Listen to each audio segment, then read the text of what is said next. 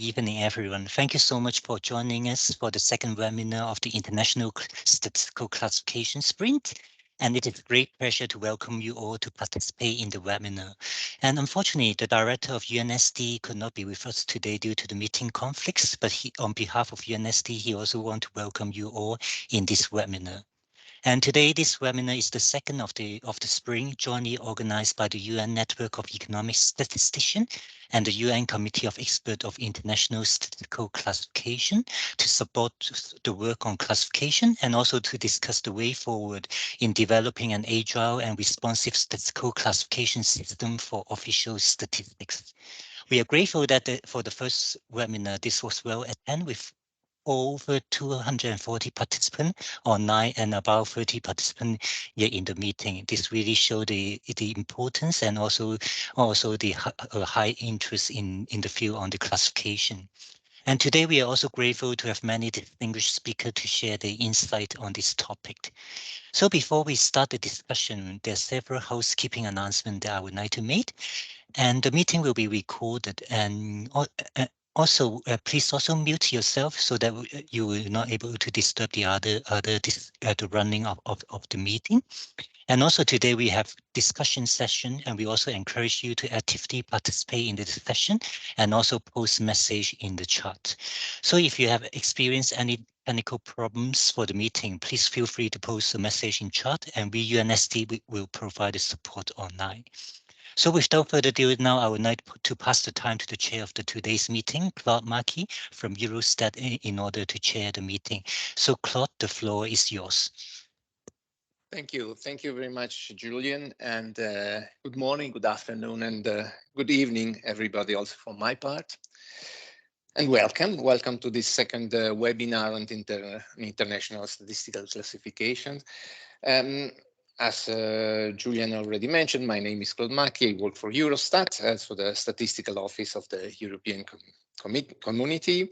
And would also like at the beginning to underline that the big success of the first webinar, which brought together around 260, 270 participants. So in fact, this clearly underlines the great importance and interest around the classification, statistical classification.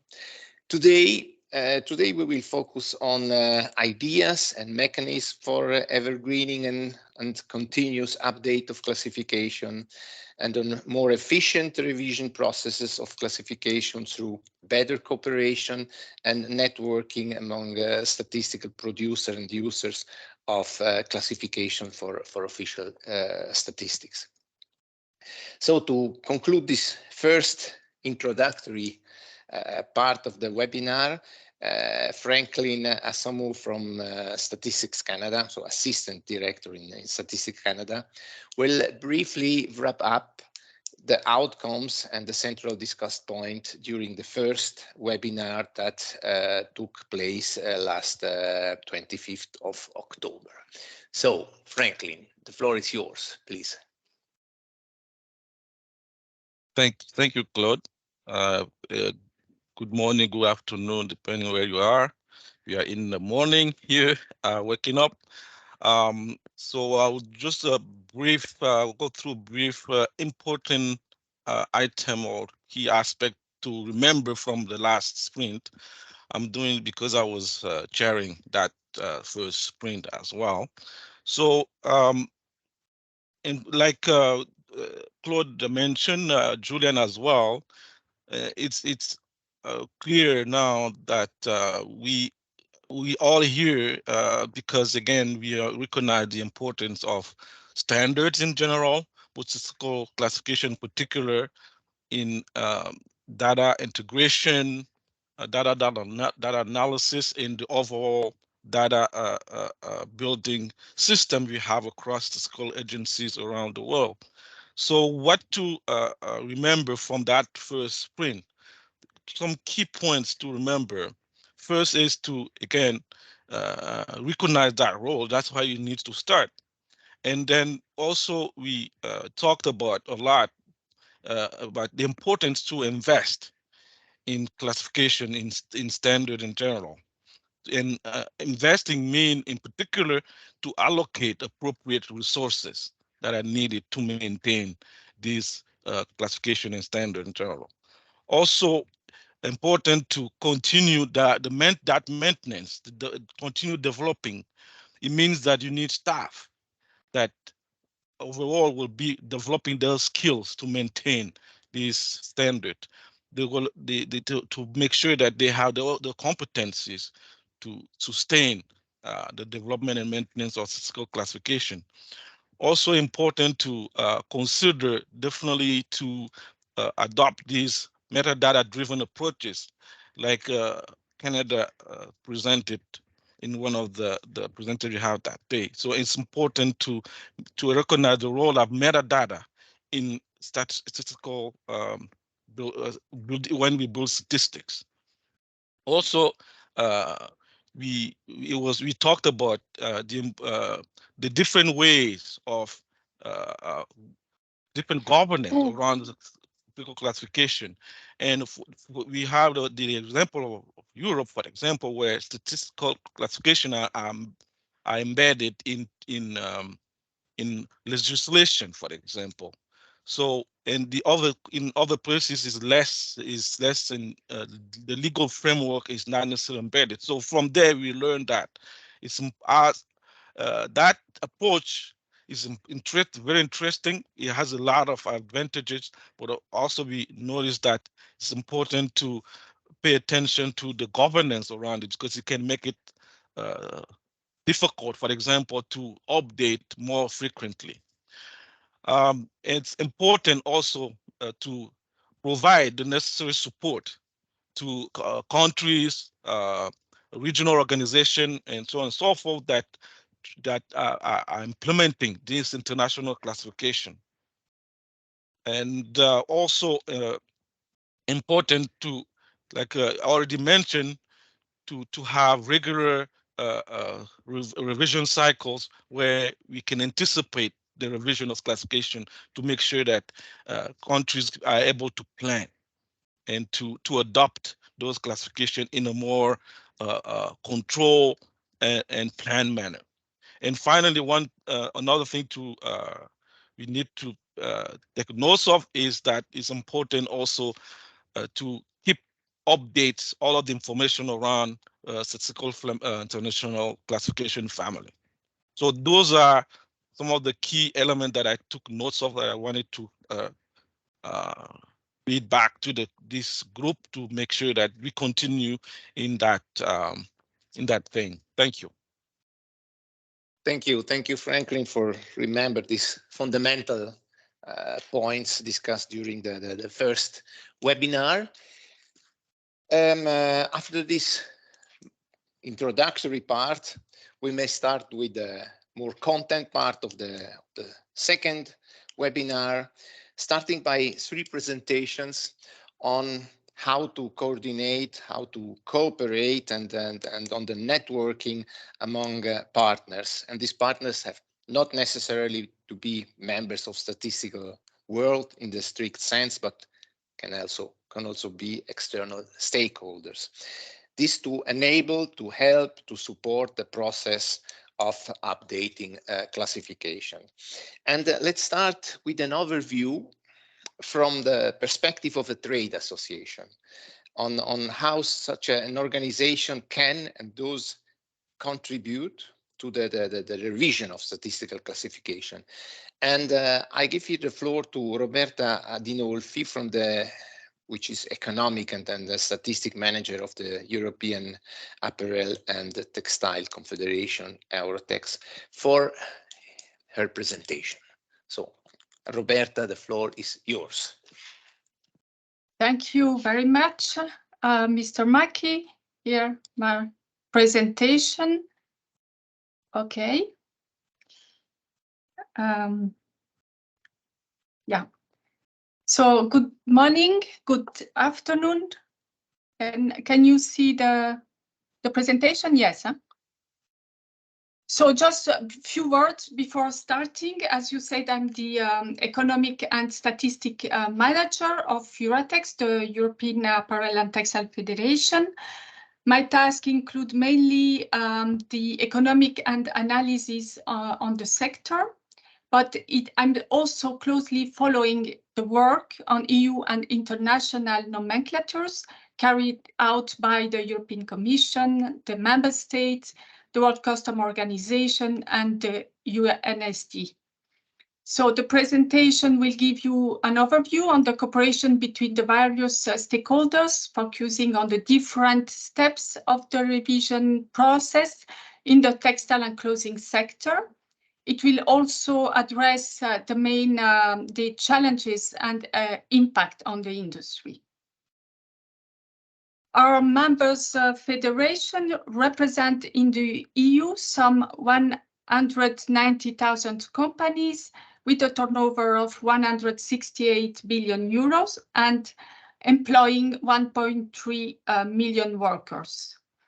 The industry is a global player with 67 billion euro of export, selling high value-added products on emerging markets around the world.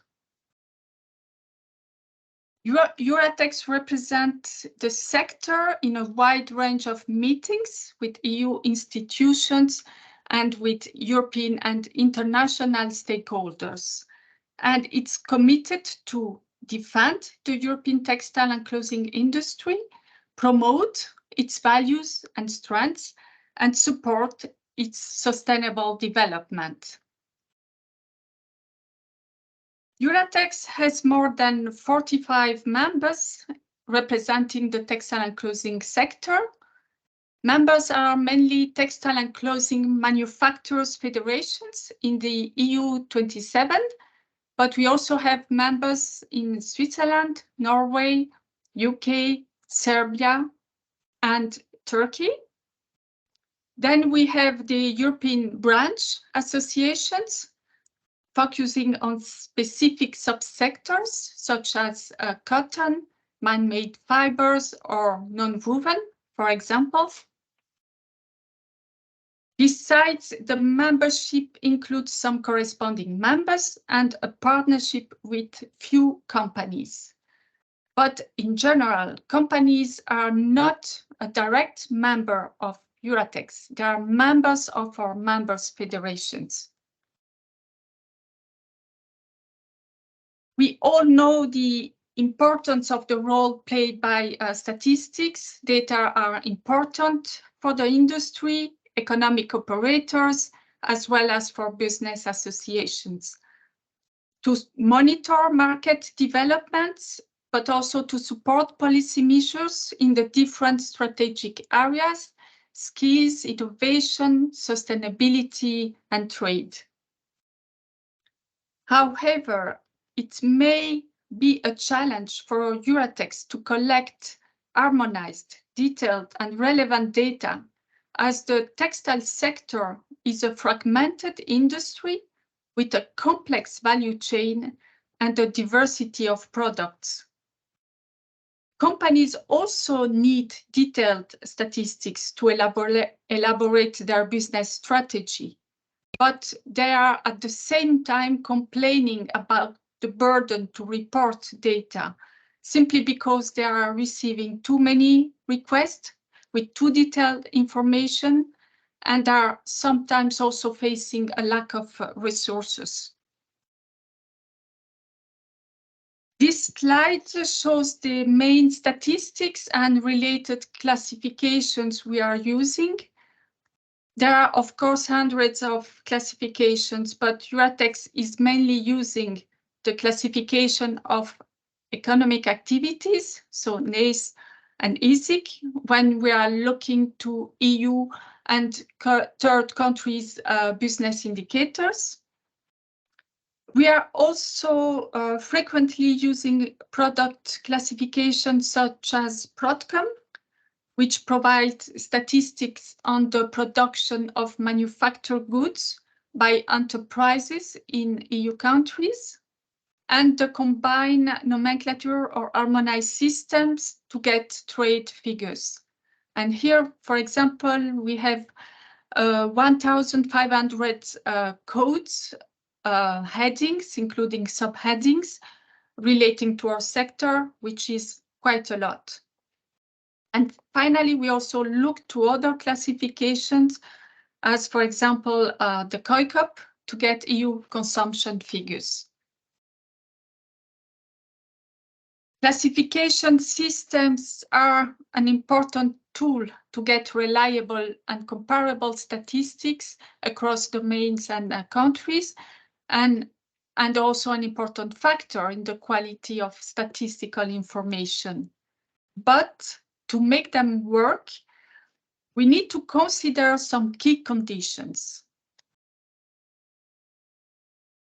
First of all, classification should perfectly reflect the industries and sectors' activities. It should also reflect changes in technology and industrial structures, as textile is a dynamic and innovative industry. So classification needs indeed to be revised on a regular basis. And I'm thinking in particular on the classification of activities. Besides, it's also important, of course, to keep some stability and avoid major changes and break in series. The European business and trade associations can play an important role in the revision process. First of all, we have the expertise at sector level. We are a key stakeholder, as we know very well the specificities of the sectors we represent. And we also have some expertise in the classification revision process at European and international level.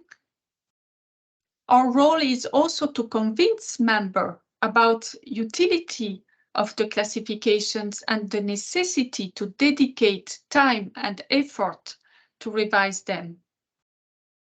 Furthermore, EURATEX may provide some support to members when needed. We give them information, for example, about the revision calendar and what need to be provided together with the proposals when we are submitting the proposal. Besides, EURATEX play an important role in the coordination and collaboration. Cooperation with the various stakeholders involved in the revision process means a very good coordination. And finally, finding compromises is also part of EURATEX's task. Members are making proposals according to their own specificities. Also, some members would like to keep classifications as much as detailed as possible, while other members wish to simplify and reduce the number of subdivision or subheadings. Now let's focus on the revision process within EURATEX. First of all, the initial proposals may come from EURATEX by its own initiative, or from members' federation, or from their members, meaning companies. During the year, EURATEX organized several meetings. The Statistic Committee, which meets once a year, to discuss about data needs and other issues raised by members. EURATEX also organized specific working group meetings on some specific topics, such as the nomenclature revision. And during these meetings, we may discuss about ways to improve classification of textile and clothing products and activities. And we may propose to correct misclassifications and errors, to create additional breakdowns when needed, simplify by deleting and merging product codes. We can also propose to revise titles or headings, or to modernize the classification by introducing new codes following new products or activities. Euratex then collects all inputs and sends back to members the list of proposals to be discussed. The discussions may take several months here to finally get an agreement and get also the necessary arguments to be submitted. At the end, Euratex adapt and finalize the proposal to be sent to the European Commission. Now, the revision process is not as simple as it is. Why? I will show you why here with this illustration. Here you see the complexity of the revision process from our perspective, as proposals or inputs may come from various interested parties. So beside Euratex proposals we have just seen in the previous slides, some Euratex members association may also decide to submit their own proposals to the EU or international institutions. So in parallel, we have these additional proposals.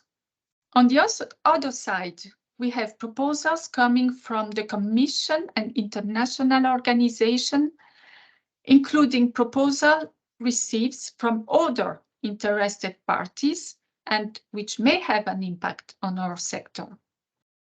So at the end, Euratex is not only making proposals to revise the classifications, it also sometimes opposing revisions made by other parties, which may have a negative impact on our industry.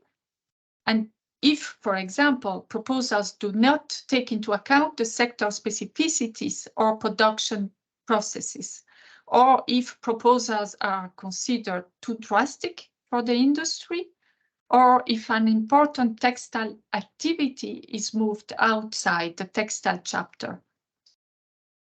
Therefore, it's essential for Euratex to maintain a good coordination and cooperation to monitor the proposed change at different levels, so European, international, and also at subsector level. Now let's have a look to some examples. So the first one is on smart textiles and wearables. The technology and innovation content of textile products is constantly rising, and it became difficult for economic operators to classify these new type of products. So Euratex proposed to introduce in the HS legal notes of section 11 relating to textiles a new note relating to these items to avoid administrative burdens for companies resulting from outdated classification provisions. And here we have a good example of collaboration, as we worked together with members, with companies, with Textile Technological Institute in the EU, but we also had contacts with our counterpart association in the US and Japan. We were also able to provide to the Commission and World Customs Organization a good comprehensive definition, as well as some product samples and even some prototypes sent by companies. I have a second examples on synthetic grass or artificial turf. This market is also developing at a rapid pace, but EU companies did not know where to classify these items, as they were classified within 6 CN codes and included in some broader categories. So Euratex proposed to create a new HS subheading to avoid administrative burdens for companies, resulting this time from unclear classification provisions, and to better monitor the market of these products. Euratex submitted to the Commission and World Customs Organization the proposal together with the necessary arguments, including market estimations, as well as detailed information on the production processes sent by companies. Roberta, may I ask you to conclude in the next 5 minutes, please?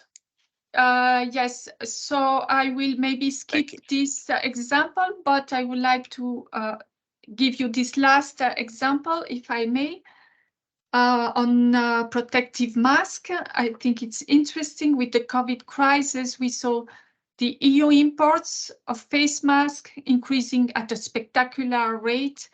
The problem here was that these items were classified in a CN catch-all code together with other textiles. So it became urgent to clearly identify these products in the various classifications. So we proposed to create a new breakdown in the combined nomenclature, which was accepted and implemented in 2021, and also to better classify face masks in the NACE explanatory notes.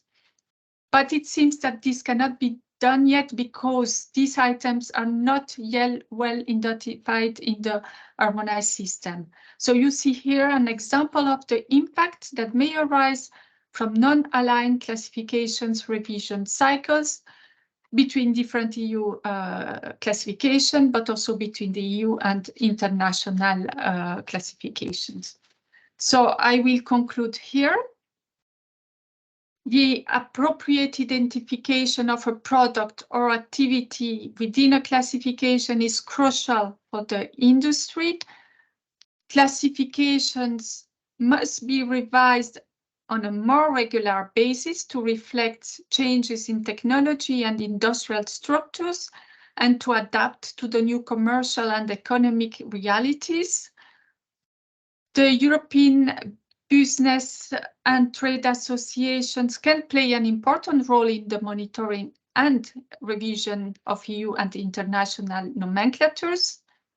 Transparency is also important along the revision cycles in order to be successful in supporting members.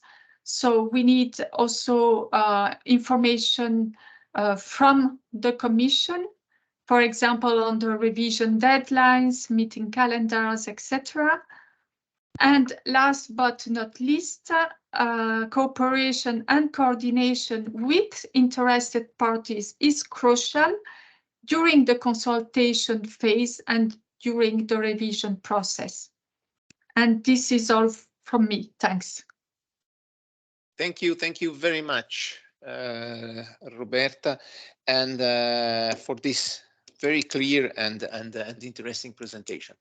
May I move to the second presentation, which deals with the harmonized system and how the harmonized system is revised and coordinated and carried out, and how the new classification implemented.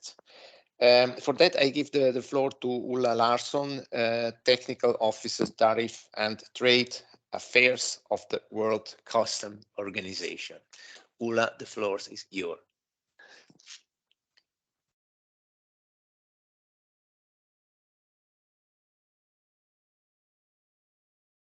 We cannot hear you. You are muted.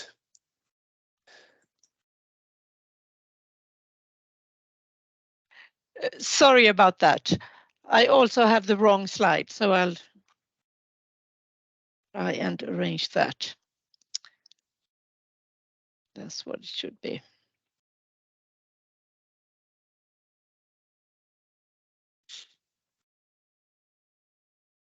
So does that look good? You have the first page of my slide. We can see them. Yep, thank you very much. Yeah.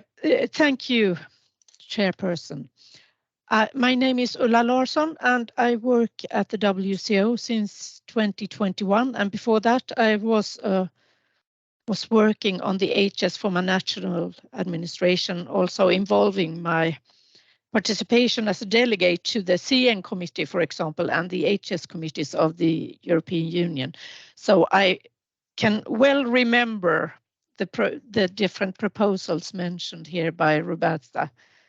And I can assure you that we are working on a new proposal for face masks for breakdowns.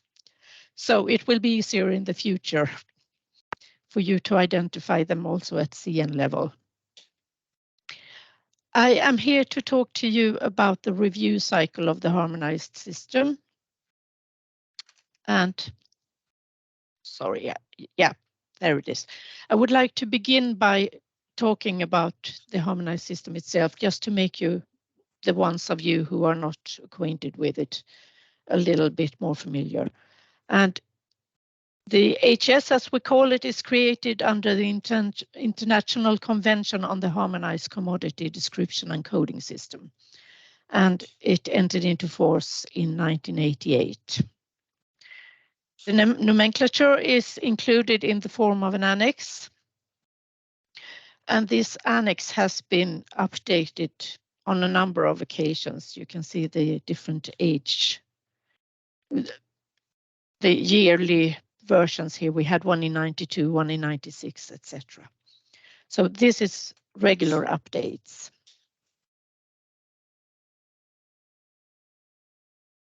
Sorry, man. Yeah, that's better. The objectives of the HS Convention is, for one, to facilitate international trade, but also at the same time the collection, comparison and analysis of statistics. And it's very important to remember this, that the HS is not only a matter for customs, it's equally a matter for statisticians for collecting this data. It is also there to reduce the expenses in relation to international trade and to facilitate the standardization of trade documentation and the transmission of data. We want it to be comparable over the world to make the statistical world much easier, and also for the customs, because we can have references to the statistical codes in the trade documents and make it easier for customs officers. As I mentioned, we have updated the HS on several occasions, and we have ever since the beginning had a fixed review cycle. It differs somewhat in the number of years in between the new versions, but normally it's updated every 5 years. For this review cycle, we have decided, or rather the HS committee has decided, to extend the cycle to make it a 6-year period instead, because of the problems working during the COVID pandemic. We had very few proposals, and also the meetings we held were online, and we could only keep them going for 3.5 hours every day, not full day meetings. So it was decided to extend the period, and the next version of the HS will enter into force on the 1st of January 2028. Why have we chosen 5 years? We have several factors to take into account. On the one hand, we want to keep the HS up to date in terms of changes in technology and the patterns of international trade. We want it to show what's happening today and not what happened 20 years ago. But on the other hand, we also need to have some kind of long-term stability, both for customs, for tariffs, etc., but also for the statistical community, because we want to be able to compare the data over longer periods of time, not just yearly. And last but not least, we have very practical reasons for this. Implementing a new HS version is a large amount of work, and especially for the developing countries, it may be very difficult to keep this going and have the resources to implement the new version. It takes a lot of work and a lot of staff to do this. So we don't want to do it too often, but still keeping in mind that we want to be relevant. So 5 years has been chosen as a sufficient enough period for all these reasons. When it comes to the collaboration and who can submit proposals for amendment, we have 4 groups that can themselves submit proposals to the WCO and to the HS committee. And that's, of course, the contracting parties to the convention and the WCO Secretariat itself. We can always make proposals when we find something that has to be corrected or that seems to be relevant for discussion. We also have the WCO Council. The WCO is a member organization for customs administrations, and it has a council it includes several countries also that are not contracting parties to the convention. And the council, of course, is the primary body of the WCO. So they themselves can make proposals for amendments. I can't remember it having happened in my time, but it may have happened before that. And also the chairperson of the committee, an elected member among the delegates, can make proposals directly. But we also have other operators who can make proposals, who can submit them. For example, other WCO members, the ones that are not contracting parties to the HS Convention, but are members of the WCO, and intergovernmental organizations. And that may be, for example, very often the convention secretariats for the different UN environmental programs, or the FAO, the WTO, and others, like the UNSD, for example. These can make proposals, but they have to have them accepted by the chairperson of the committee to be discussed.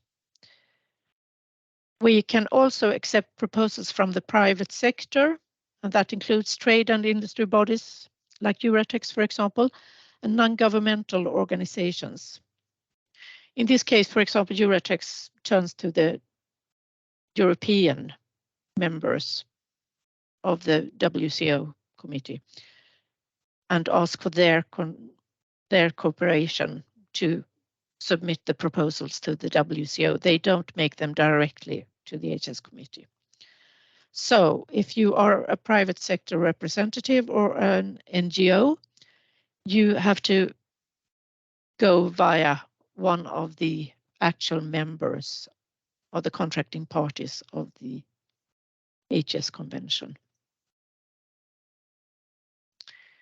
To show you the timeline, because I think this is of interest to you, to show how we work on the proposals.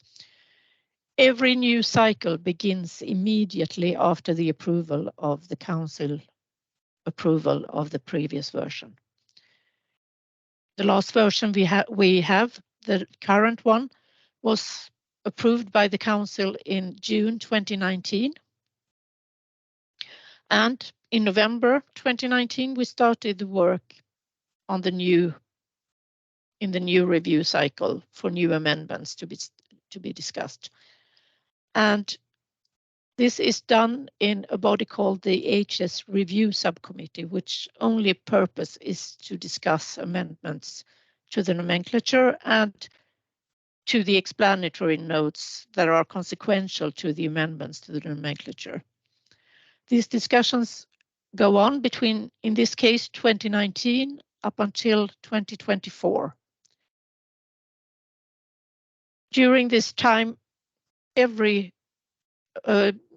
proposal that has been approved by the RSC, as we call it, has to be provisionally adopted by the HS committee. And this takes place all over this period. It's not at the end of the period, but at every HSC session, we have a couple of provisional adoptions for specific amendments. At the end, all these combined proposals are presented in an aggregated version of amendments in the form of a recommendation, and it is presented to the HSC for decision in March 2025. After that, once it's been adopted by the HSC, it goes to the Council for approval again. So we're back to the first point on this page. This is the end of the cycle, and once this is done, we start the new cycle. The next version of the HS will, as I said before, will enter into force in January 2028. I would also like to explain why we have this long implementation period. A decision taken in 2025 only enters into force in 2028. And this is because we, in the meantime, have to draft amendments to the explanatory notes. We can't make them ready until we know what the nomenclature will be. We also have to translate everything into third languages, and we have, as far as I remember, 159 contracting parties to the HS Convention. So we have quite a few languages to be translated into. There is also a legislative process in member administrations. Even though the HS itself is not a legal text, it will be turned into legal texts in the countries using it. And this also entails an update of the national computer databases and the different systems used by the member administrations. In addition, we need to update and republish all the HS-related publications, not only the nomenclature, but the more explanatory texts and indexes, alphabetic indexes, etc. And last but not least, training of the customs officers and information for organizations and trade, etc. All this takes quite a long time before it's ready to be implemented.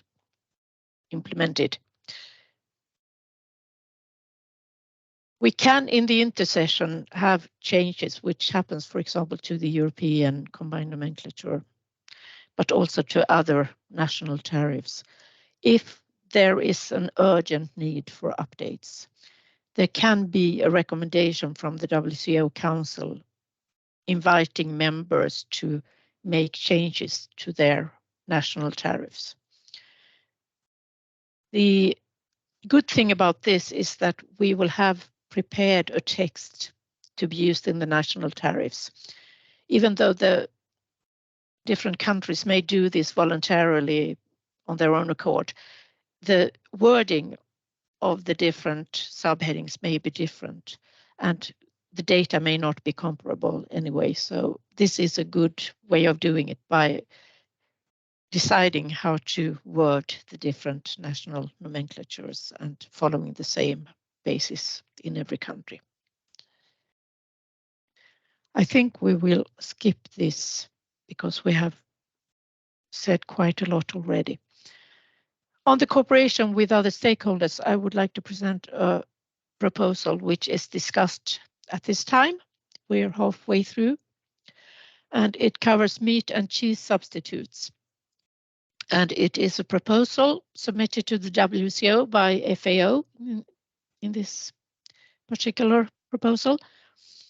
It was submitted to the WCO, but later on we worked in collaboration with the FAO to make sure that it was a good proposal that could be easily implemented and that would be easily adopted by the members of the review subcommittee in the first instance. And to make sure that, of course, it was suitable for inclusion in the nomenclature. It was then presented to the RSC, and the subcommittee decided that some of the products that were identified needed to be definitely classified by the Harmonized System Committee, which is the classification body of the HS. So we sent these products for classification, and the HSC returned with a definite answer on how they should be classified today. And this simplifies the identification of the headings where we need to create the new subheadings. After this, we have continued to discuss the proposal. It's not ready yet, but we're getting very close to an adoption. There are still details to be discussed, but at this time, I don't think we have a problem with accepting that something will be done. And we expect it to be provisionally adopted by the HSC sometime next year. And to explain what we have needed to do, we have to amend the HS to create new subheadings for specific products. We have to create notes to define the products in cases they are not well known to everyone, and there will perhaps be some confusion that needs to be sorted out. And this is, of course, important for the legal purposes and the fact that the text will be scrutinized by courts in some instances. So we need to be very clear on what is included and not. At a later stage, we will also have to look at the explanatory notes to be more specific on what's included.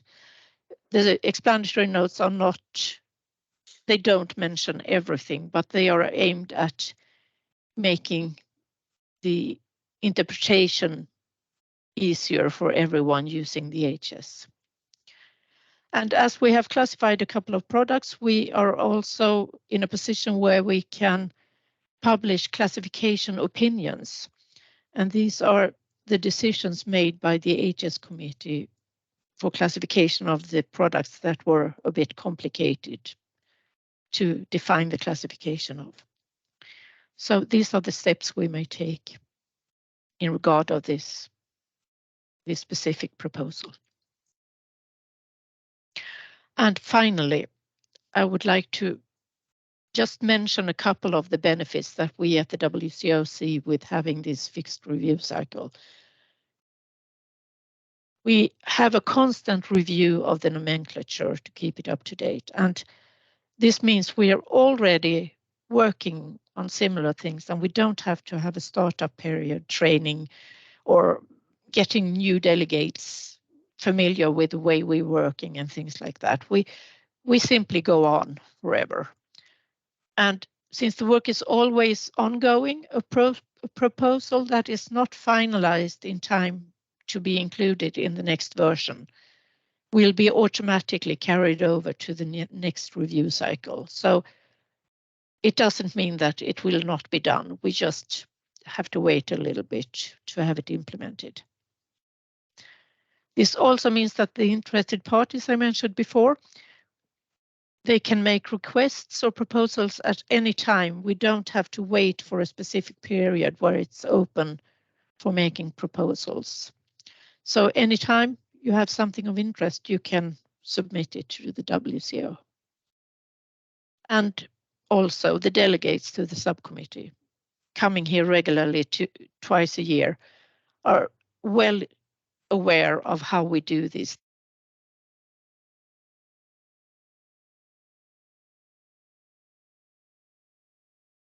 You're muted. We cannot hear you. About that. Am I back?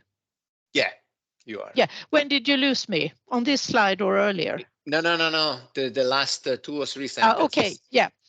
So I will just finish here by saying that the delegates are well aware of what we are doing and how to do it. So we have no startup period for that either. And that's really good. So I think just the fact that we have an ongoing process makes everything a lot easier and makes it easier to keep everything up to date. So I would like to thank you for your attention, and I think this has been, I hope it has been informative in some kind of way. Thank you very much, Ulla. Yeah. Very informative, clear, and excellent. Thank you very much. Thank you. Thank you. And with this, we move to the last presentation of this session. And we'll have a presentation on how the new version of the HS are integrated in Statistics Canada. how national HS versions are set up and integrated into the statistical production process. And the presentation is done by Chris Maloney from the International Account and Trade Division of StatCan. Please, Chris, the floor is yours. Okay, thank you very much. Let me, could I just get confirmation that everybody's seeing the right screen? You're seeing my slides? Yes, yes, we see. Perfect, perfect. Okay. Well, hello, everyone. Thank you very much for inviting me to present here today. My name is Chris Maloney. I'm an assistant director at Statistics Canada with responsibility for the Canadian International Merchandise Trade Program. So the presentation today is going to touch on some of the same themes that we just went through, but it'll be coming, it'll be more specific, I guess, to the implementation of the Canadian import and export codes, which are an extension of the harmonized system that was just described so well by Ulla. I will admit that I'm not a classification specialist. My expertise is more in merchandise trade subject matter and compilation. So I'll be approaching the subject from that perspective and from the perspective maybe of someone that's a little more connected with the users of the statistics that depend on the HS. So to begin with, I just wanted to provide some background on the International Merchandise Trade Program at StatCan. We publish on a monthly basis. Our statistics are compiled mainly from customs documents that are collected and shared with us by customs agencies in Canada, of course, but also the US in our case. More on that a little bit later. We have quite a diverse set of users that rely on our statistics. From a macroeconomic perspective, we produce key indicators like total imports, total exports, the trade balance. Those are closely watched. And the aggregate trade data that we produce is an important component of the Canadian system of macroeconomic accounts, specifically the balance of international payments and gross domestic product programs. And also for policymakers in Canada, like our central bank, our Department of Finance, our data is sort of a timely input that they rely on for their economic forecasts. On the other end of the spectrum, we have a number of data users that are more interested in zooming in on the detailed statistics that our program is able to provide. So using value and also quantity statistics, leveraging the full product detail available in our HS codes, and then often breaking those results down even further by other dimensions like country, province, mode of transport, etc. So the interest is coming from a lot of different places, from specific companies, industry associations, government departments at various levels, academia, quite a bit of interest from the media, and also from the general public. In terms of the products we publish, they tend to be among the more popular ones on StatCan's website. They include monthly analytical texts, data tables, and visualizations that are updated every month. One of the challenges we face actually is that our data is so rich that it's difficult to host it all on the web. So we do also offer customized data extractions for clients whose needs aren't met by what is made available on our website. And we have well over 100, I think, subscription clients that receive our data every month. And of course, the vast majority of the statistics that we publish are really dependent on the harmonized system as a foundation. So we have to manage our classification very carefully. Like most countries, Canada puts its own spin on the harmonized system classification. We have different classifications for imports and exports. On the import side, we have a 10-digit code that begins with the root 6-digit codes established by the WCO. The 7th and 8th positions represent the tariff code, and it's our Department of Finance that has authority over those digits. The 9th and 10th positions are the statistical suffix, which allows for products to be broken down in more detail for statistical purposes. And this part of the code is the responsibility of StatCan. And then when we have this whole classification together, we call it the customs tariff, and it's published by the Canada Border Services Agency, which is our customs agency. Changes to our customs tariff can happen any month, and that's largely based on the need for changes to the tariff codes at 7th and 8th position. On the export side, tariff codes don't apply, so we are left with an 8-digit code comprised of the 6-digit WCO HS and a statistical suffix overseen by us. Note, though, that the statistical suffixes on the export side are not necessarily aligned with what exists on the import side. Canada doesn't necessarily import the same types of goods that it exports, so we can need added detail in different places on one side or the other. The Canadian Export Classification is the name of the publication for 8-digit export codes, and it is StatCan that has the responsibility for publishing that. And normally we would only introduce changes once a year in January if they are applicable. And of course, because our codes, our extensions build upon the WCO, whenever we have those big WCO revisions every 5 years or so, it necessitates a larger review of the Canadian codes, and we can have some pretty significant changes in our classifications as a result.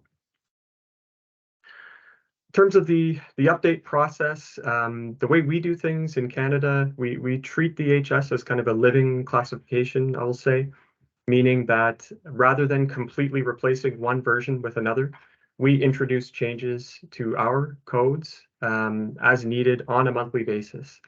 When we do make changes, we introduce a new start date to the codes that are brand new or have material change in scope as a result of changes to surrounding codes. And that's necessary to account for breaks in series, in time series that can occur. We need to account for that in our compilation process, and we also want to be transparent with users about where those breaks in series may exist. We also make connections between the new or revised categories and those that came before, establishing a parent-child relationship, as we call it. And that is very important as well for our compilation process. I'll talk about that again shortly here. So, as I said, when we have those WCO updates every 5 years, we have a lot of work to do. A lot of those detailed codes get refreshed with new start dates, and we have a lot of terminated parent codes. And then in between those WCO years, we still have changes, but they're less intensive and they're happening on an ongoing basis. For each change, we need to be aligned with our partners in other federal departments that also have a stake in the HS classification. So there's a significant amount of coordination required between departments to get on the same page and implement those changes. At Statistics Canada, our efforts are led by a small team within my division, International Accounts and Trade, that specializes in metadata. And in addition to overseeing the changes to the HS classification itself, that team is also maintaining concordances between our 8- and 10-digit codes and the other classifications that we use to disseminate trade data, which would include the North American Product Classification System, more sort of aggregate products, the North American Industry Classification System, and broad economic categories. And they also maintain a concordance with the US harmonized tariff schedule, which, and I'll explain in a moment why that is necessary. And just to mention, the tool that we use these days is ARIA, which is something that we acquired and customized with a vendor. And I believe in the future, the plan is to use it more widely within StatCan. In terms of challenges that we face, to maintain the Canadian import and export classifications, one of them is just the sheer volume of work that is required to implement all of those changes required as a result of the WCO updates every 5 years or so. We need to reconsider our whole structure when we have major changes like that. And we aim to have those updates in place for January of each WCO amendment year. So the last one being January 2022. We do have lead time to make this happen, of course, but usually we need all of it to get everything in place. And it's quite an effort to do so. And And then in addition to coordinating with the stakeholders that have responsibility for the Canadian classification, we also have a lot of internal collaboration that needs to happen to get the proposed changes to the HS structures in place and vetted by the other groups that will use them. And then Ulla mentioned as well, on top of the planned amendments, we also get the periodic recommendations that come from the WCO to national statistical offices for interim measures. Sometimes, you know, we don't have much time to act when we get those recommendations, and furthermore, you know, we have to consider the interruptions in time series statistics that code changes can create and the consequences that those have for our statistics. Something we'll talk about some more in a moment. But for us, you know, we sometimes have to consider whether the better solution is to wait for the change that will ultimately come in a future WCO amendment and maintain some stability within the time series, or introduce a change within our statistical suffixes immediately, knowing that they will likely be followed later by another change to that root 6-digit code. And from some perspectives, those changes can create bigger problems than they solve, especially when they come in relatively quick succession. Perhaps a unique challenge that we face in North America is the data exchange between Canada and the United States, and how that can influence decisions on statistical suffixes. Under the terms of a memorandum of understanding, the two countries exchange import data in order to compile their statistics for exports with the partner country. Some key benefits of that arrangement include accuracy and coherence in bilateral trade statistics. Import shipments tend to be more closely scrutinized by customs agencies, so they can be of higher quality, and that's why they're preferred in this arrangement. Another benefit for the trading community is the administrative burden that's reduced for them. Requirements for customs documentation are reduced, if not eliminated, with the exporting country because of this. The arrangement also means that export statistical breaks or suffixes need to be made in consideration of the categories that exist in the other country's imports. So to convert the US codes that we receive in the data exchange and express them in terms of our classification, we apply a concordance to translate those codes to the most appropriate Canadian code. And so when we're considering new statistical breaks in our export classification, we have to evaluate whether the US classification has the level of granularity that would be required to express that product detail. And because in Canada, about 75% of our exports are shipped to the US, by value at least, generally speaking, it doesn't make sense for us to add details on our side in our export classification if the US import classification doesn't accommodate them as well. So Statistics Canada's stewardship role, we have that role within the country's statistical system. When it comes to the classification of goods for merchandise trade, that stewardship is actually enshrined in Canadian law through the Statistics Act. And the way that it's manifested for us is in our responsibility for the statistical suffix. And although we have that responsibility, I would say that we don't presume to have all the answers in terms of what products need to be measured in what level of detail. So we try to be open and collaborative with users of trade statistics in the management of that statistical suffix. So users can and often do make requests for new statistical breakouts that we evaluate and try to accommodate. It's important to note, though, that whenever we make a change to a code, we're interrupting a time series, and that will impact anyone that's performing trend analysis on that series. So there's a trade-off between relevance of the classification and stability. This is something Ulla talked about as well, that needs to be considered in any prospective code change. And so because of this, kind of having that final say on whether or not to accept a proposed code change can be a heavy burden for us at times. So stable time series, very important for analyzing trends in merchandise trade. This slide is just illustrating the kinds of impacts that we can see when a time series is interrupted by a classification change. On the right, you see an example of how code changes can redirect trade into different categories and disrupt a time series. The details aren't really important, but this is an example of steel tubing that was redefined in 2022 as a result of code changes. And we see how dramatically the trade values shift and how challenging it would be to try to do an analysis of the trend over time for that code. The other example we see on this slide, it's one in which a new code was added to track exports of organic cultivated blueberries. And we see in gray the terminated parent codes for wild and cultivated blueberries, with the replacement child codes in color, including that brand new organic category in red.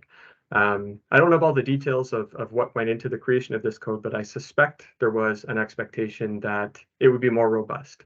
And I guess the point I wanted to make here is that just because a code exists does not mean it will be properly used. Classifying goods using the HS is quite complex, especially when you get into all the details that we add in our classification. And so there's a number of reasons why traders might not select the optimal code for their shipments. Chris, may I ask you to conclude in the next 5 minutes, please? Yes, yeah, absolutely. Thank you. Thanks. So, breaks in series affect our users. They also affect us. Some of our processes for detecting outliers and correcting problematic data depend on historical results, and our tools become less effective when we have short time series because of code changes. And in particular, one thing I want to mention is that those breaks in series have an impact on our ability to deflate merchandise trade values to produce real exports and real imports, which are important components of GDP. We're tracking, in theory at least, a fixed basket of goods over time, and that basket is defined at the HS level. So when that HS is constantly evolving, it's not really possible to track the same product.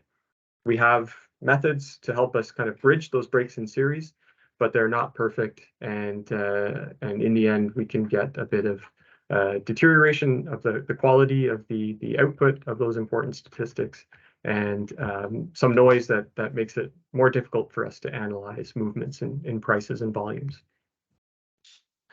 So I guess ultimately the challenge that we face is to consider the needs of different types of users and try to strike the right balance in terms of how we address requests for changes to the Canadian import and export codes.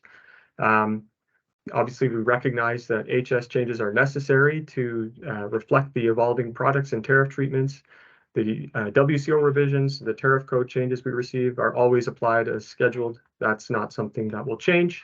Where we've tried to be more rigorous, I guess, in recent years is around those requests from users where we have a bit more discretion. We try to work with the requester to make sure that there's going to be material value in those categories, which is easier said than done. But we want our statistics to be meaningful. We don't want to create categories where we don't expect trade to happen, which is sometimes actually the goal of the requester. We want assurances that there will be several players trading in a given product space to make sure that we're not divulging the activities of a particular company inadvertently through our statistics. Confidentiality is super important at StatCan. In recent years, putting more emphasis on the impact on our price and volume compilation, looking at whether a parent code has been selected in our basket, and deferring changes when that's the case to a WCO year, at least when we know there are going to be other changes required. And then for export codes, making sure we have the required granularity on the US side before we implement. And then I guess, we might have final say, but we try to share that responsibility for the stat breaks. And so we invite our other federal departments that have a stake in classifications to meet with us on an annual basis to review the proposals received within the year and bring their perspective, which is, sometimes they bring things to our attention that we hadn't considered, but normally it's not difficult to arrive at a consensus within that group. So I think I can finish there. Thank you very much for your time and attention. Thank you very much, Chris, for this clear words. After these three first presentation, I would like to open the floor for questions. And please don't hesitate to raise your hand or even to put your question in the chat. So the floor is yours, please.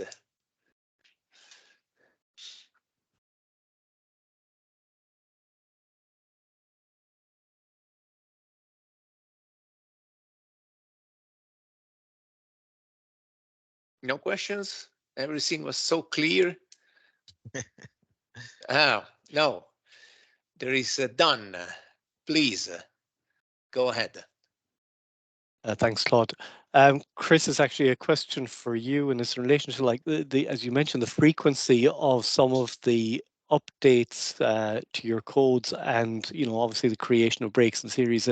Do you get a lot of pushback on that? On the you mentioned that there might actually be monthly updates in some of those codes, so that's Ulla had also mentioned the trying to strike that balance between relevance and frequency of updates, and kind of the ability of businesses and organizations to actually implement those changes. How do you find kind of managing that process?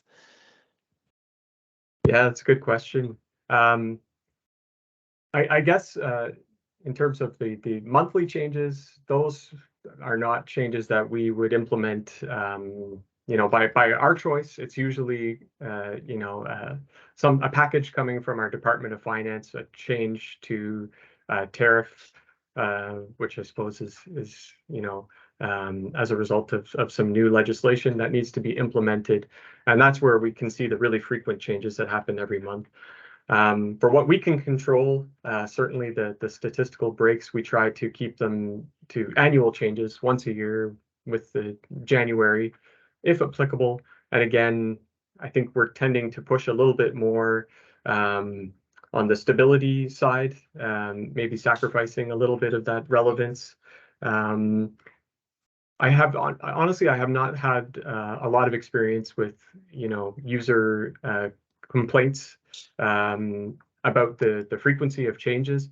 I'm not sure the import classification is the side where things are changing more frequently, and our Canada Border Services Agency is responsible for publishing that customs tariff, and so they might actually be receiving some of the feedback, let's say, from those that need to use the classification.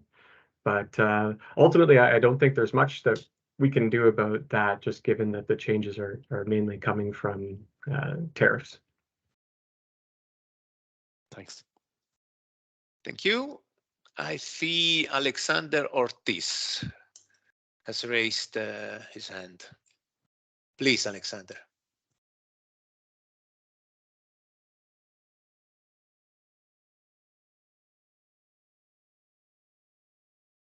Alexander, we cannot hear you.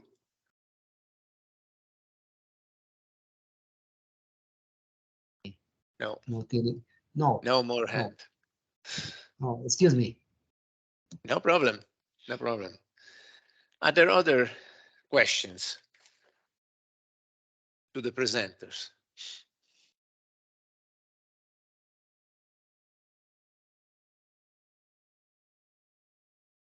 Yes, if not, if you don't have a question, I maybe have a question, a more general question to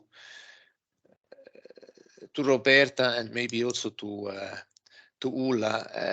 There are everywhere in countries, international organizations, more and more numbers of policy in the sustainability area.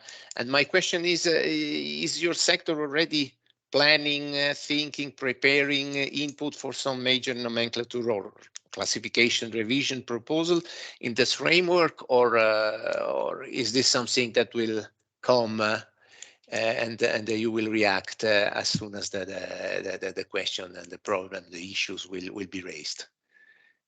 Yeah, thanks. It's a good question. Indeed, last year, the EU launched the EU strategy for sustainable and circular textiles. The textile and clothing industry will have to adapt at high speed to a new regulatory framework. So it's important for regulators, for companies to be able to follow up how industry is doing in that field. Euratex already had some discussions with the different committees in Euratex, Sustainable Trade and the Statistic Committee, of course. But we are still thinking how to make green products and technologies visible in the classifications. You know, EU legislation is currently developing clear rules in this field. So a lot will happen in the coming year, and we can expect maybe some proposals also from our side, especially on the combined nomenclature. But this is work in progress. Thank you, Roberta. Ulla, are you already working with green products and thinking and the future possible new position in the HS? We have a few proposals. We cannot hear you. Again. Or you are very far away. Hey, can you hear me now? No, sorry. It's I'm not used to using the arm. Now, can you hear me now? Yes, great. Yep.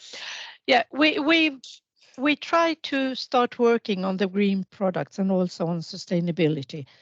We arranged a couple of seminars. We had a conference at first and then a couple of seminars inviting stakeholders to come up with proposed amendments that they would like to see in the EHS. But this hasn't led very far.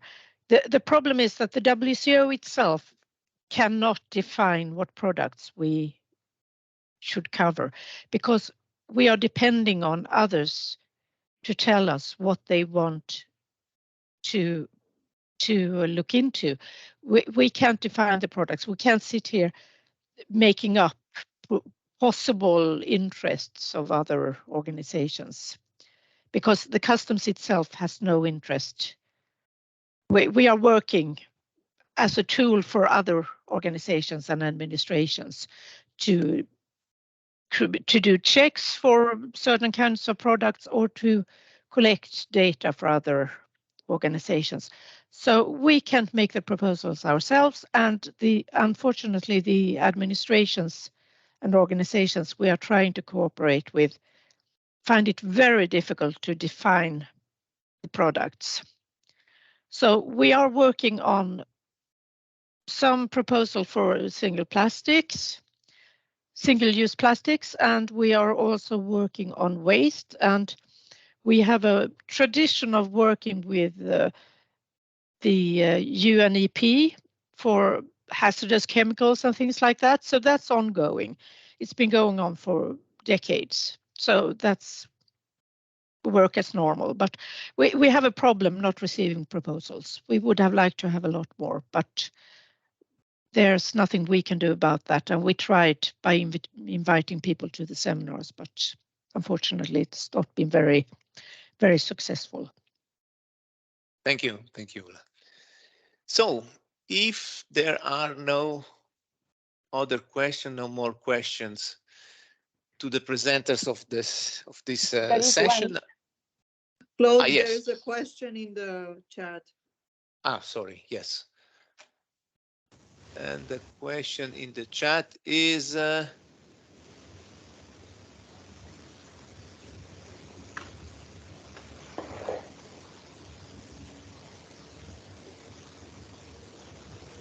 is Mahajan Sanif that would like to come in,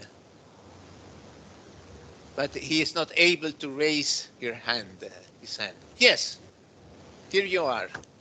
I can raise my physical hand, but it Yeah. seems I can't raise the online hand, which is unusual. So thank you very much. Thank you very much for the presenters for the individual presentations. I just want to pick up on the element of the sort of like harmonizing the classifications in terms of when we implement or when we review them, whether it's 5 years or not.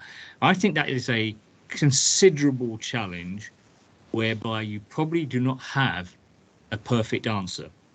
And the reason why I say that is the world is changing rapidly, new industries, new products, old ones are disappearing, etc.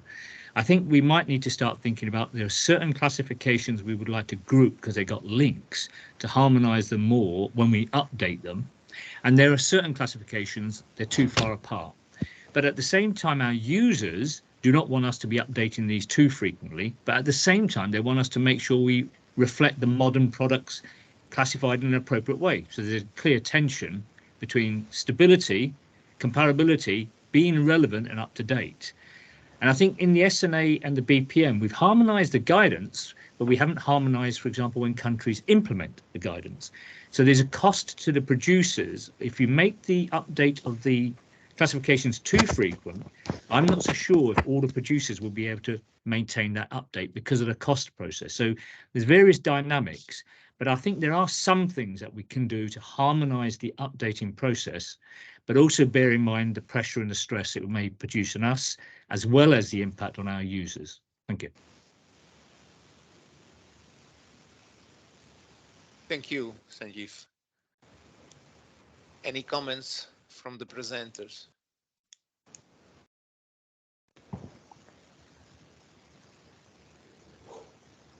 No, then I would like, there are two hand raised.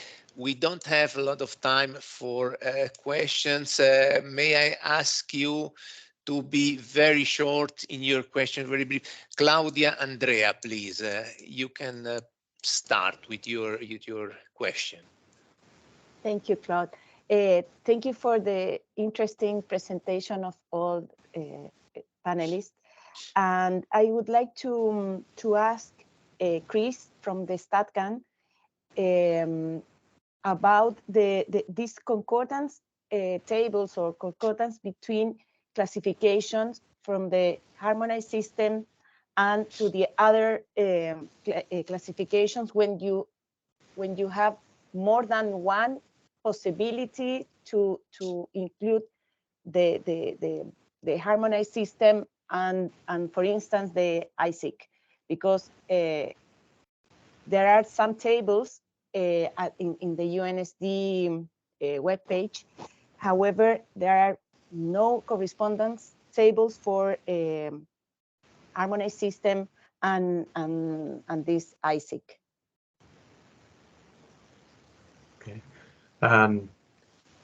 Yeah, ISIC is not one that we use or maintain. But yeah, I guess maybe one challenge that we have is when you have an item that could go multiple places, you know, what do you do in that situation? I think we have a bit of a mix of strategies there. Sometimes we have a one-to-one mapping where it makes sense.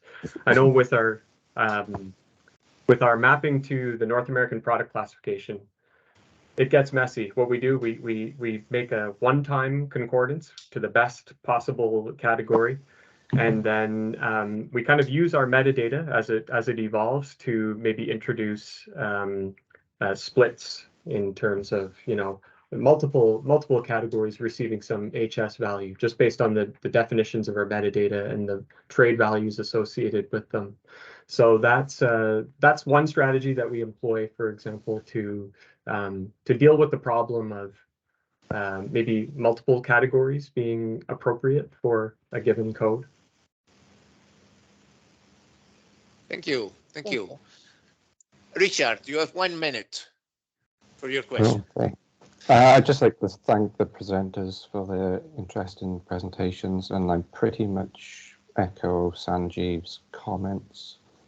Now that the UK has left the European Union, we find ourselves looking out for, shall I say, new friends and people to collaborate with. So more than welcome to link up with countries to take classifications going forward. We have our own, we're reviewing classifications all the time, or every quarter-ish, implement them as and when appropriate, depending on the data sources available. But yeah, usually there's one big update once a year.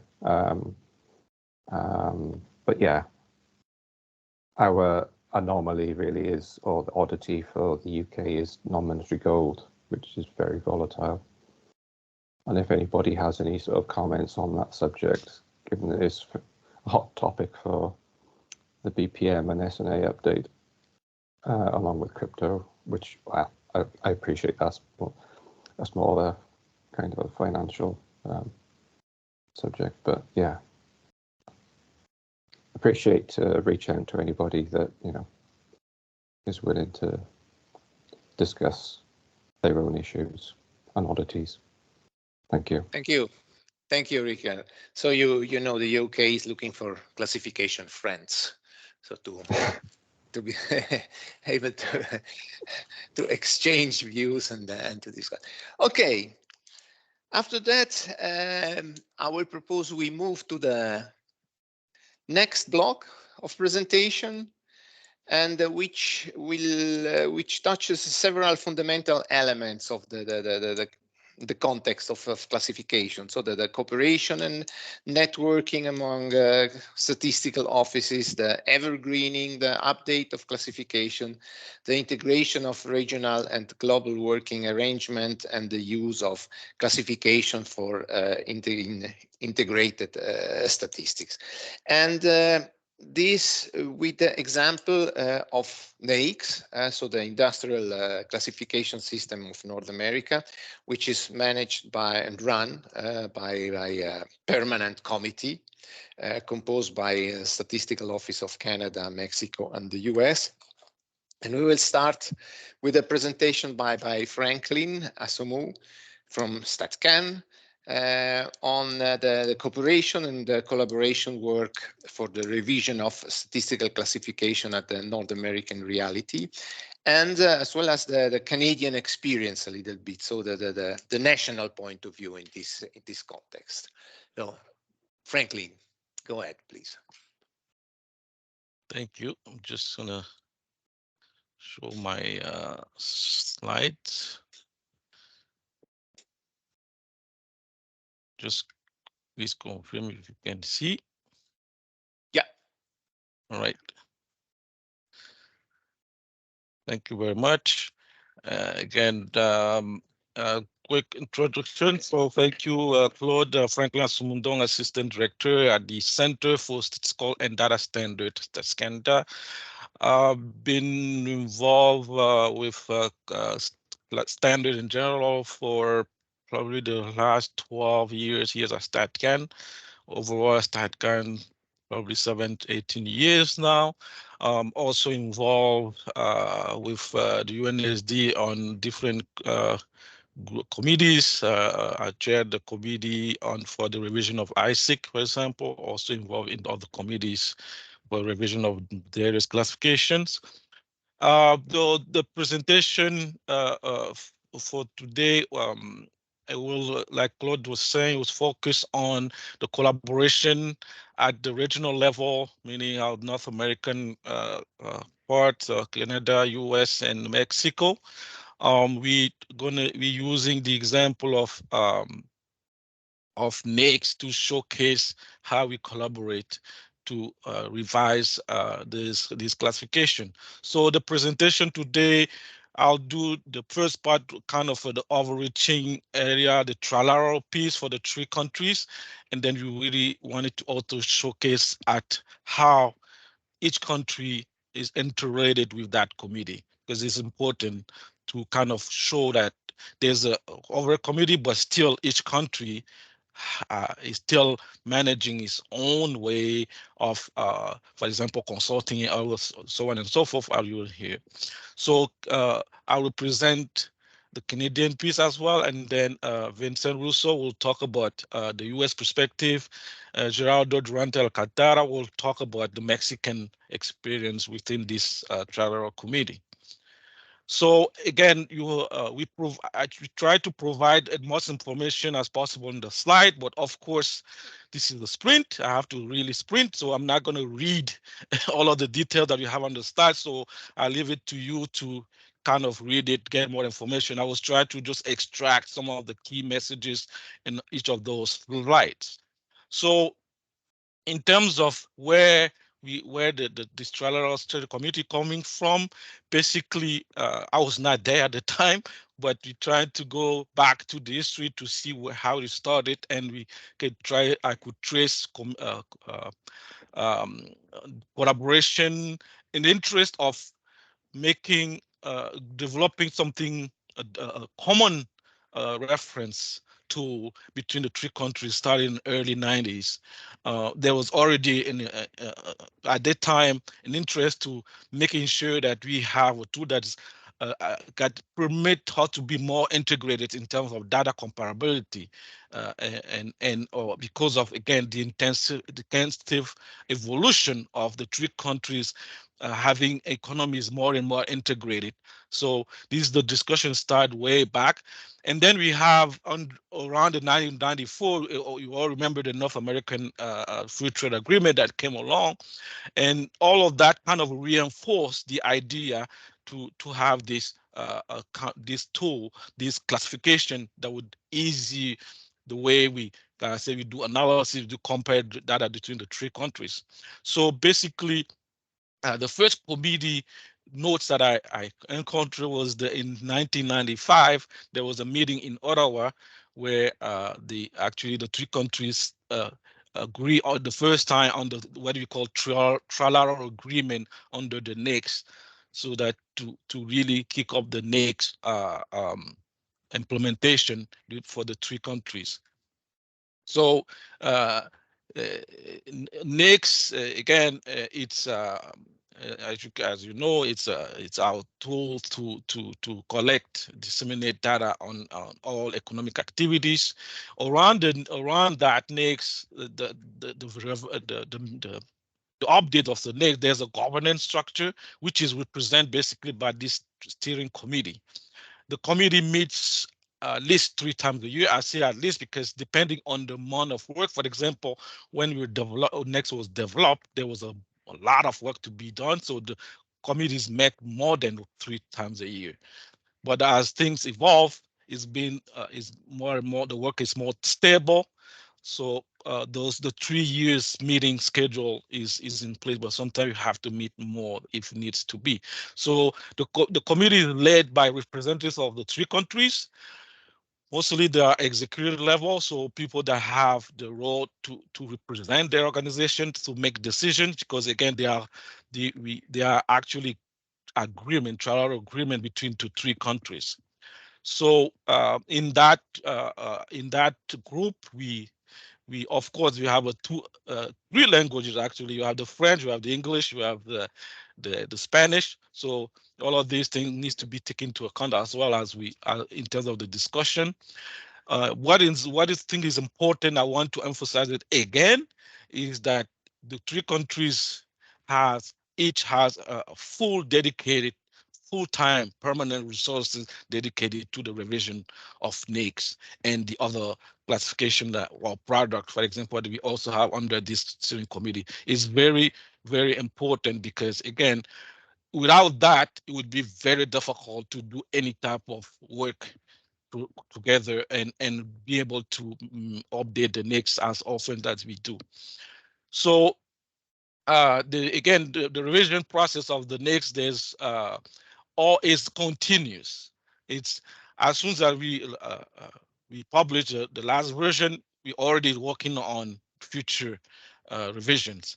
And as we work on actually the present version, we don't, as a little bit of something mentioned for the HS earlier, we don't stop looking at issues. So it's also an important piece to be able to maintain this regular revision cycle.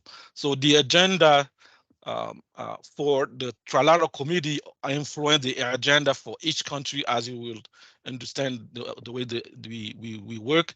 So, for example, in Canada, we take into account our agreement in terms of the trilateral meetings. We align that to our own, for instance, consultation processes, and so forth. So, the consultation, again, each country has their approach. For example, Canada, as mentioned a little bit earlier, in July, well, we have this permanent revision process, a little bit like also HSWCO mentioned before. So of course is sorry, always sorry for yes. interrupting, but there's a comment in the chat asking you to change the slides to slideshow mode. Sorry Okay. for interrupting. Let me do that. Second.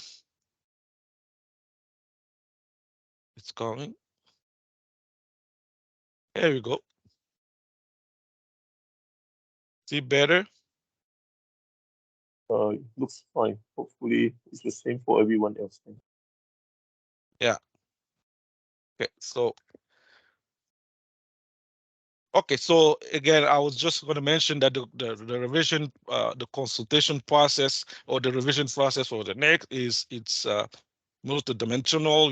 There's a lot of coordination that goes into it. Just at national level, a lot of stakeholders are involved. The prisoner register, the different subject matter, the system, the system of national accounts, different source of the input for the changes. So it's really a multidimensional process.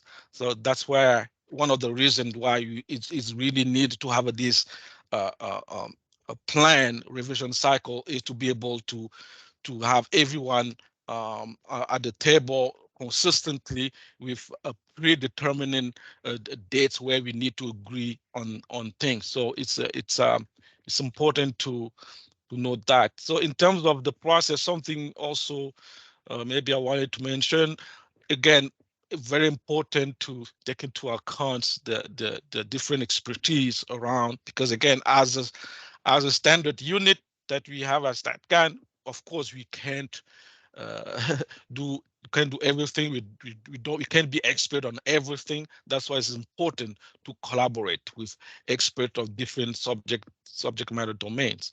So it's a considerable amount of information that is changed between the three countries during this revision process, because again, we make consensual decisions at this trilateral steering committee. Everything is documented, the minutes, the preparation timetable, what we're going to talk about next, and each country brings their perspective on each issue that we discuss. Sometimes the issue comes from a particular country that present to the others with arguments and what we need to do and what is the point of view. So a lot of exchange of information. Just wanted here to mention key element that we take into account as we make these decisions trilaterally. Just 5 key points here.